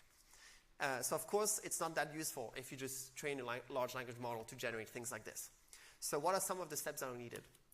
First one, you extract the text from the HTML. So that's what I just tried to do by looking at basically the correct tags. So he's not even talking about PHP yet. That's just for example, HTML extracting websites. math is actually very complicated, but pretty important for training large language models. Or, for example, boilerplates. A lot of your forums will have the same type of headers, the same type of footers. You don't want to repeat all of this in your data. Then you will filter undesirable content. So not safe for work, harmful content, PII. So usually every company has basically a blacklist of websites that they don't want to train their models on. That blacklist is very long. And you basically say, if it comes from there, we don't train on this. There are other ways of doing these things, is that you can train a small model for classifying what is PII, removing these things. It's hard. Every point here that I'm going to show you is like a hard amount of work. But I'm just going to go I don't quickly doubt through it. I don't doubt it, brother. undesirable I'm pretty sure content. that was a lot of work, but I'm just saying. Second or fourth is the deduplication. As I said, It's not like you had to sit you might through it. have things like headers and footers in forums that are always the same. You want to remove that. Another thing that you might have is a lot of URLs that are different but actually show the same website. And you might also have a lot of like paragraphs that come from like common books that are basically deduplicated 1,000 times or 10,000 times on the internet. So you have to deduplicate. Also very challenging because you have to do that at scale. Once you do deduplication, you will do some heuristic filtering. You will try to remove low quality documents. The way you do that are things like rule-based filtering. For example, if you see that there are some outlier tokens, if the distribution of tokens in the website is very different than the usual distribution of tokens, then it's probably some outlier. If you see that the length of the words in this website is super long, there's something strange going on that website. If you see that the website has only 3 words, maybe is it worth training on it? Maybe not. If it has like 10 million words, maybe there's something also wrong going on that page.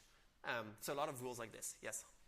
Filter out undesirable content from our dataset instead of kind of putting it in as like a supervised loss, right? Like, can we not just say like, here's this like hate speech website, let's actively penalize them for generating it? We'll do exactly that, but not at this step. That's where the post-training will come from.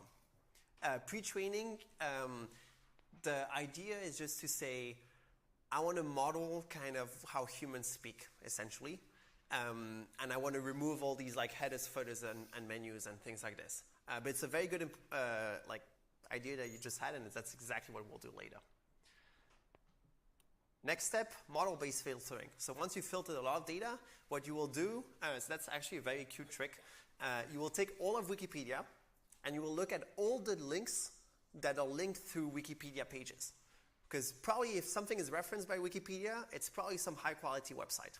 And you will train a classifier to predict whether something comes from, whether a document comes from one of these references from Wikipedia, or whether it's from the random web. And you will try to basically say, okay, I gotta want more stop. of That's crazy. Why would you use Wikipedia? And I don't mean that in like a condescending asshole way. Everybody knows Wikipedia changes constantly. Anyone can go edit Wikipedia. So how can you train and then you say, bro, this is making my head scratch. Like I don't get the logic behind it. Like why would you use one of the world's the internet world's oldest forum for information that has been rewritten, edited, redacted, censored all of that as a training model.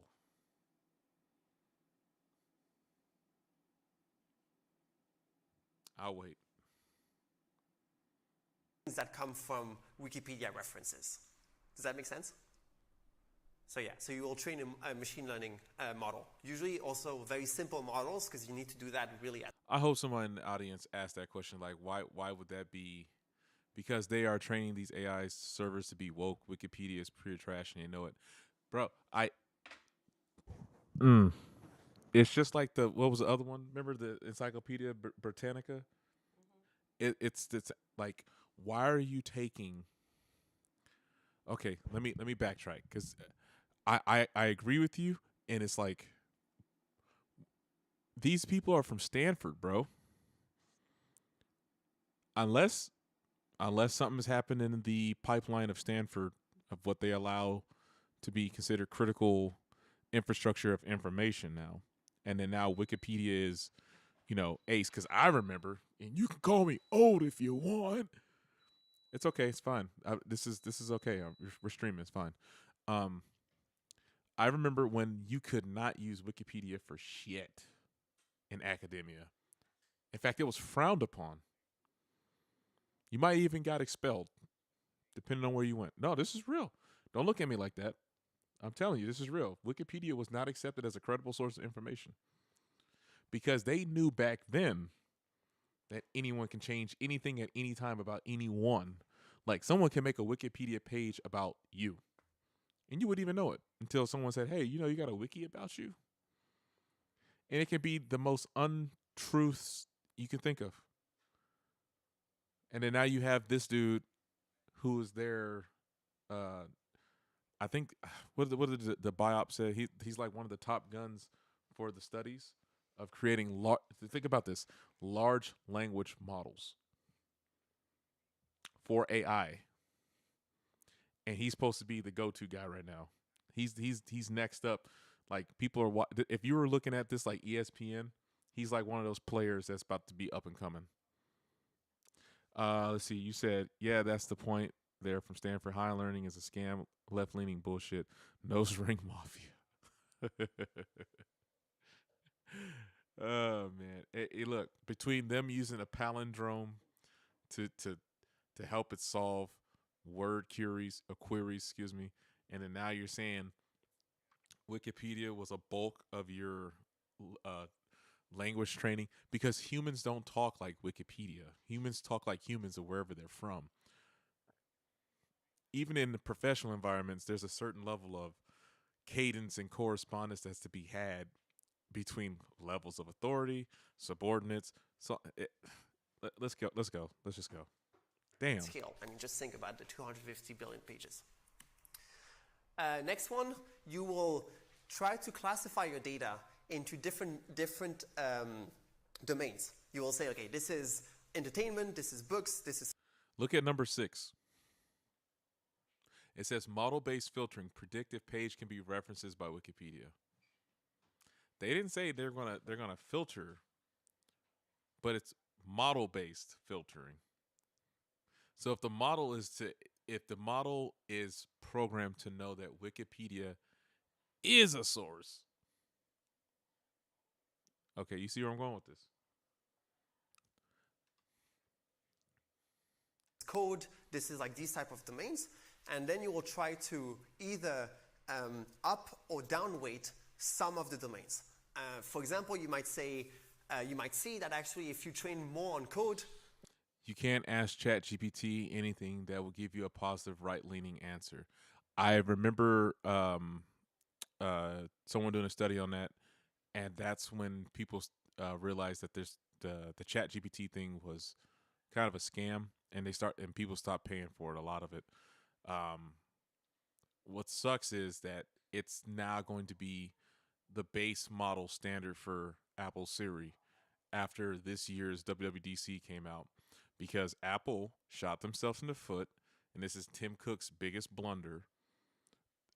They're basically giving up on AI and saying, look, Siri's just going to run on top of ChatGPT, Claude, Gemini, and I forgot the other one. It's not Meta. There's one more that's pretty big out there. I can't think of it because I haven't used it. Yeah. See, you said Yeah, it's true. Just go back to Apple's WWDC at the early part of June. They said that they basically just humbled themselves and said, "Hey, we fucked up." Because I don't know if people know, there was a big lawsuit about that. People literally bought the iPhone 17 Pros. I think the regular, let's just say the 17 series, because I think the baseline one had it too. They touted this Apple Intelligence shit so hard, had all these commercials. If people remember the chick, maybe they pulled it from the internet. Let me see if I can pull it up. He said far left shit is getting to be the basis of all AI.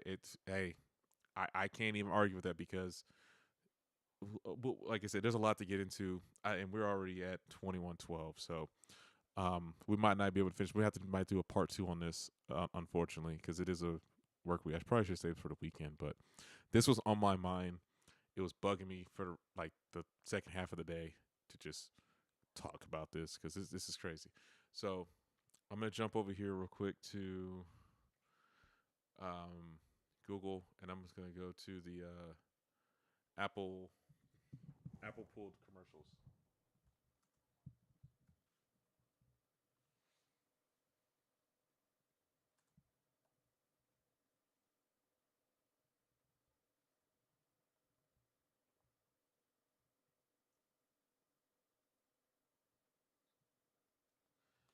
It was the one where the chick, she goes in, she's like, remind me of who I spoke to.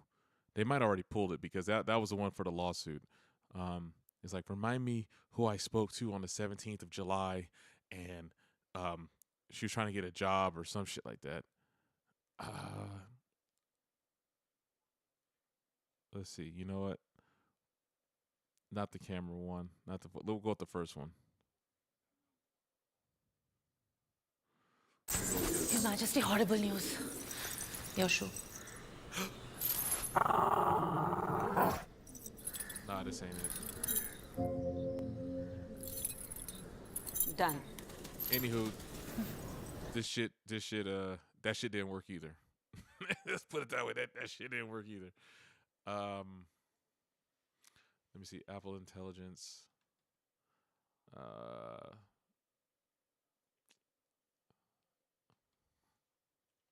Apple Intelligence, iPhone 17.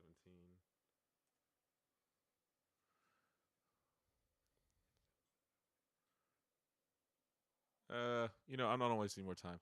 If y'all find it, cool. But I'm telling you, it had a chick. She was a redhead, kind of geeky looking, and she was trying to get an interview. She saw the person that's like the head of the company or some shit, and she said, "Siri, remind me of the whoop to whoop whoop to whoop," and then that never came. It just never did. Anywho, going back to the lecture.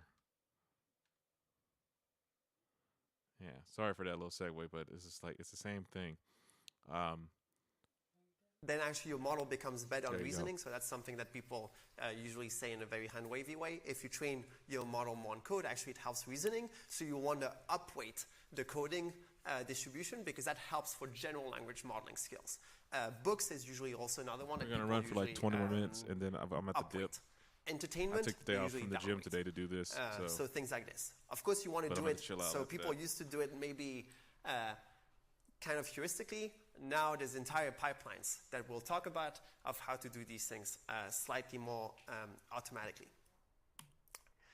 And then at the end of training, usually train, after training on all of this data that we saw, usually train on very high quality data at the end of training your large language model, where you decrease your learning rate. And that basically means that you're kind of overfitting your model on a very high quality data. So usually what you do there is like Wikipedia.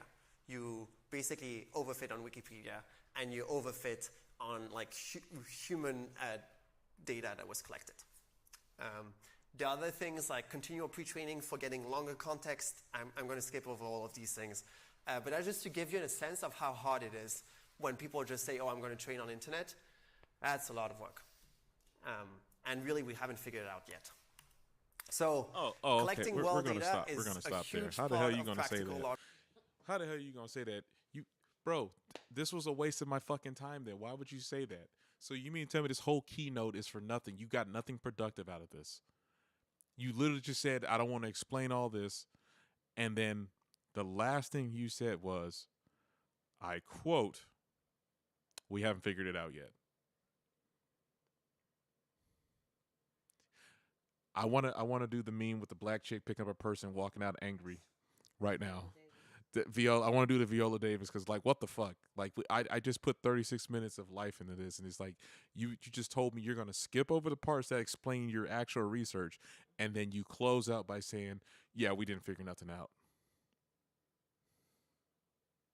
Thank you, everyone, for watching tonight. I'm going to go ahead and cut it off here because that's some bullshit. I will upload this.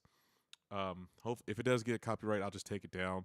I don't think so, but if anyone wants a private, just hit me up at Bowsy. Can you drop your Discord link, and then I can put it in whatever channel you authorize. I'll leave it there. But I'm not going to jeopardize your Discord either. If you don't want there, I definitely won't post it. But if y'all want to have a conversation about today's video, Bowsy's going to drop his Discord link. I'm in there. I try to keep up with all the things that's happening on the video game side, but today was more of a realism research opportunity. But that kind of just pissed me off right there. How the fuck are you going to say you base... Dude, I count 5 strikes. First, you're saying you got the whole internet done and downloaded in a petabyte. Then 2, yeah, it kind of burst my bubble, man. I ain't gonna lie. It did. I like to have some hope that people are figuring this shit out because, you know, if us laymen are talking about it, that must mean the higher versions have to be figuring something out, right? Apparently not. But the second strike was you're using Wikipedia, which everybody knows can be edited at any given time. Third, you literally just said, I'm going to skip over the part which is the work you said you did, which is the whole point.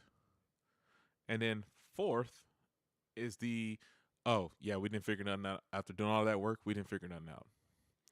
And the 5th, I thought I had a 5th, but I'm just going to bonus a 5th one on here. I'm going to venture a guess and say that this is part of your senior thesis and your team worked really hard on it and you probably got a great grade on it, but no, it's going to be for me, dog. It's going to be a no for me, dog, because the way that the little biop thing was for this thing when I downloaded. Oh, thank you, Bowser, for posting the links. When I downloaded it, it's like, okay, I got like 24 hours to like kind of play around with this before Stanford or whatever catches on. And it's like, all right, it had me in the first half. It's not the first time I've been disappointed on this level, but it's rare when it does happen. Because I'm like, okay, if you're talking about these high prestigious, highfalutinous society where the think tanks are supposed to exist are talking about this, and then you come to a forum and then you say, oh yeah, everything I did is pretty much inconclusive. What the fuck are we doing here? You guys don't validate parking. Why am I here?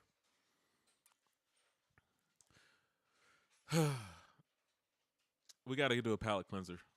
We need a palate cleanser. I need a palate cleanser for that.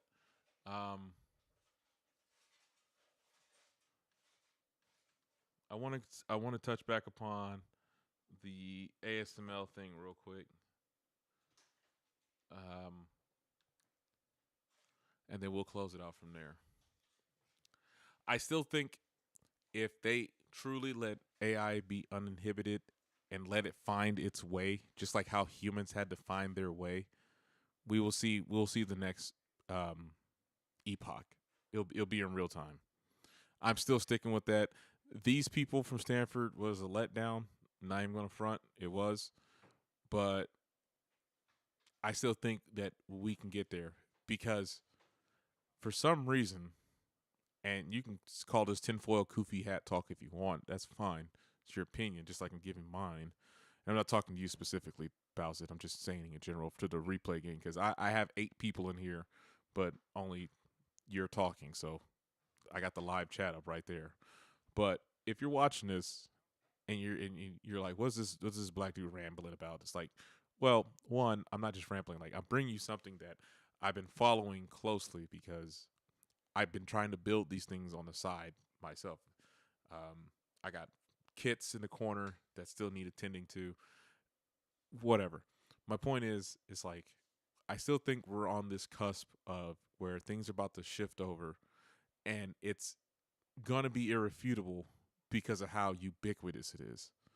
You're not just like how even with my ad blocker, some ads still get through, and I think that's going to be what happens with AI. You already got this. I don't want to call it an entity yet, but you already have this thing that exists out here in the world, right? And now with mobile computing power and people being able to access it faster, quicker, whatever, it's going to start to simultaneously work in our favor. And when that happens, some great things are going to come out of this. History has shown us this. Yes, there's going to be some fucked up shit. We know this. That's a given. But I think this time, with all the things kind of coalescing, it's going to actually swing the pendulum to the upside. And when it does, that's when we're going to be like, okay, damn, truly, what is next?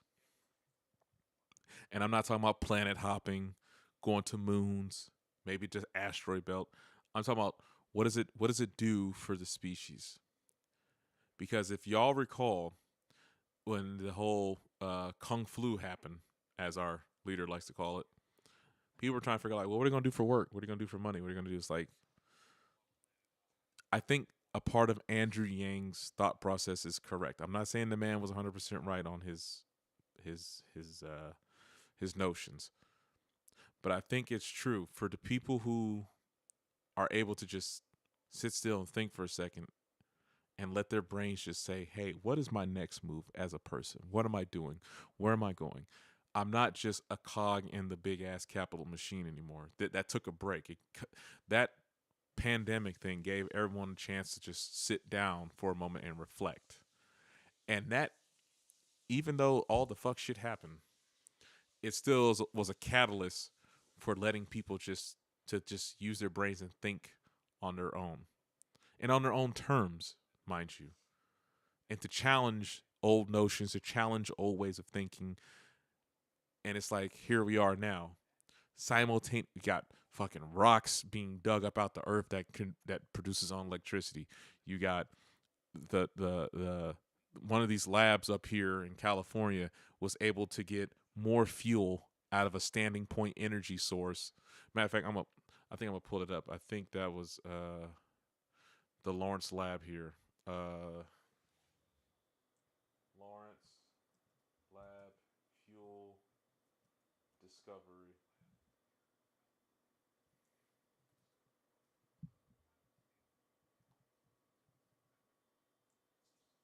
Trying to type with one hand here, folks. Give me a second. Yeah, right here. So they were able. There you go. God damn. Just get out the way. There you go. Scientists at Lawrence lab were able to achieve historic nuclear fission ignition on the 5th of December in 2022, firing 192 lasers into a capsule of deuterium and tritium, producing 3.5 megajoules of energy from a 2.5 megajoule laser point. It is the first time a lab reaction generated more energy than it consumed. I know that's tiny in certain regards, but the fact that they got to that benchmark, that means the next benchmark is that much closer. So, what would you say? I don't see too many people thinking on their own. I saw more people putting on masks like they actually worked and rushing out to get the clot shot than anything. People literally hugging. What do you say? Hugging through? Oh, plastic sheets with armholes. Here's the thing. I would like to agree with that, but I had a conversation with a family member, and they had people who, died from it. So there's a little bit of ebb and flow to that. So I used to be more leaning that way, but I can't say that with a level of certainty anymore, because when people die, they die.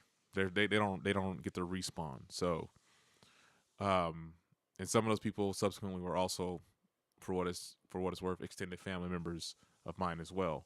So now, granted, I understand like the methods of trying to reduce contamination may have been overblown.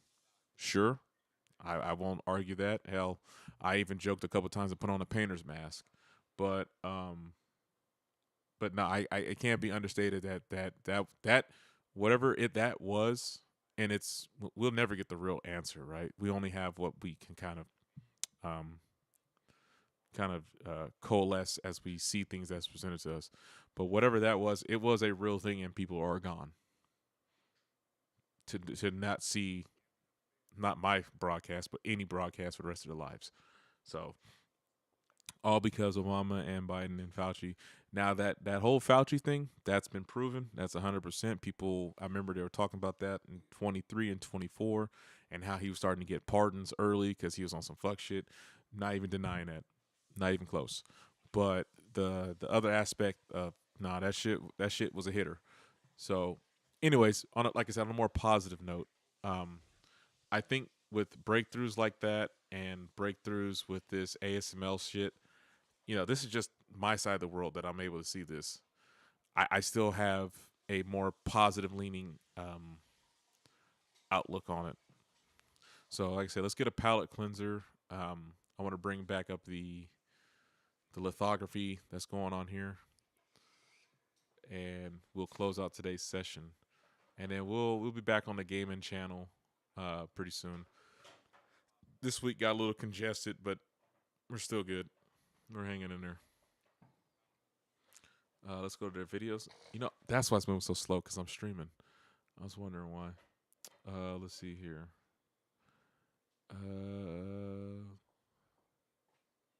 There we go. All right, so now I can turn that on. Bam. Now y'all can see it.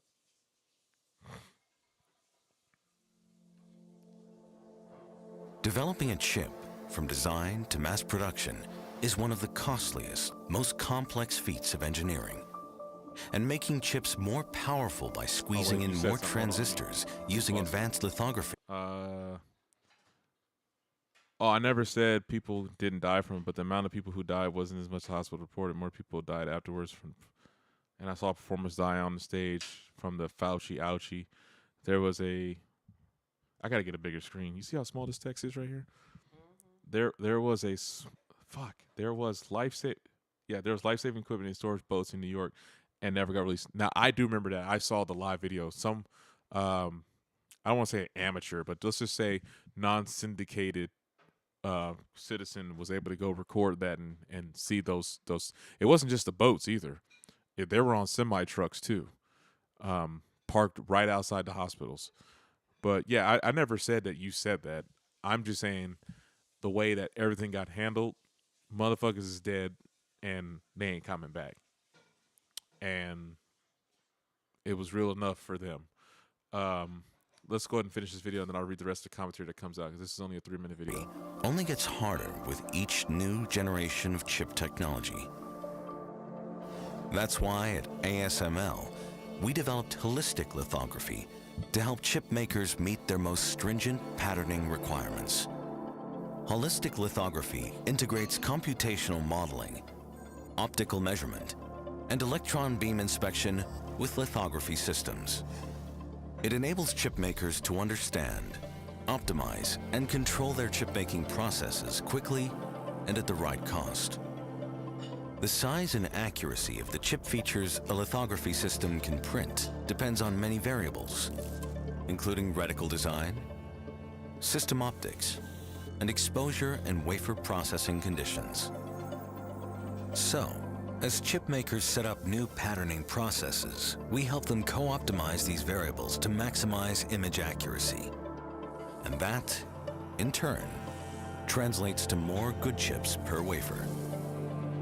Before a single pattern is printed, chip makers use computational lithography during R&D to optimize their designs and processes. The underlying algorithms correct for physical effects that distort patterns during the lithography process. Next, chip makers evaluate their choices by checking pattern quality on test wafers. Optical metrology systems measure how well the layers in a chip are aligned, and E-beam inspection systems detect pattern defects that can cause a chip to not work. The insights gained from scrutinizing the printed patterns enable chip makers to correct for issues that impact pattern yield. Once they've established a patterning process, chip makers have to ramp up that process. This means ensuring it remains stable, wafer after wafer, to maximize the number of good chips. Our hardware and software work together to deliver that stability. First, we make sure our hardware is as stable as possible for as long as possible. Then, we provide chip makers with extensive control over the lithographic process. Measurements taken before, during, and after each exposure feed into control loops. Software turns that data into corrections the lithography system executes. By making these adjustments, chip makers minimize pattern-to-pattern variation and maintain consistent performance in high-volume manufacturing. For chip makers, this holistic approach is key to manufacturing their chip technology. It's only by combining early optimization with increased control that they can achieve the patterning performance they need for 2D scaling, 3D integration, and beyond, and do it on time and at the right cost. As chip makers' innovations uncover new patterning challenges, our job is to help them meet those challenges so we can keep powering technology forward together. All right, so I want to put a disclaimer out there. I am not paid or anything but ASML at all. I just find how they're approaching the mass production of chips and wafers and whatnot very interesting, because they're using light as opposed to other types of creation methods, which is very interesting, because I used to think that if we could ever get technology to make like hard light weapons and shielding and stuff, man, you done solved the weight problem greatly, because like how much, come on, it's made of light, like how much can it really weigh, right? Just hard light materials, but I know that's at least 300, 400 years away, where it's actually, you get to wield that kind of stuff for personal use. But think like Omni tools from like Mass Effect type shit. But anyway, let me read the comments real quick. Real can also be manufactured. Of course, but that's why it's called the pandemic. There's pics of Obama and Biden in the exact Wuhan lab. Just saying. Think about it. It's JFK's murder was very real, and they're proving it. Well, again, what was that? What was that? It was a meme. Like conspiracy theories are up 50-0 right now. They're like up 1 million. Like they dance on the roofs and shit, having a barbecue, because they were always right. We've been told y'all, common sense has prevailed once again. Yeah. So, no, like I said, put it this way, man. We might have discourse about certain things, but more often than not, we're kind of aligned in thinking here. Like we know. I'm just still saying the other side of the equation is still running concurrent with the bullshit, unfortunately. And I don't know why this was kind of my thing since last year. I just be like, it's a double-edged sword. It might start sound like a cop-out answer, but it's really not. It's just like the sun will always chase the moon will always chase the sun. It's just the dichotomy of how the shit is working right now. There's a shit ton of positive stuff happening in this world, and it's probably just proportional amount to the negative. But we just see the negative more. So I'm always going to be that little kid that looking towards the sky and space and shit. I think whatever's out there is down here and vice versa. It's just, let's just go find out for sure at this point. The whole trust but verify thing. So Bowser, thanks for coming out. Appreciate it. All the 8 Ninja watchers that are in here that didn't want to say nothing, hello to y'all. Welcome to the channel. We don't do live streams on this one too often unless it's something like music related or stuff on this level. But maybe I should come back and do it more. But I don't want to jinx it or whatever. So the next one, we'll try to do a part 2 tomorrow, likely after the gym, because today was a rest day. But we're at 36:18 for the lecture hall, and maybe by the time I come back, I'll still have access to it. He says, "Yeah, I agree with you.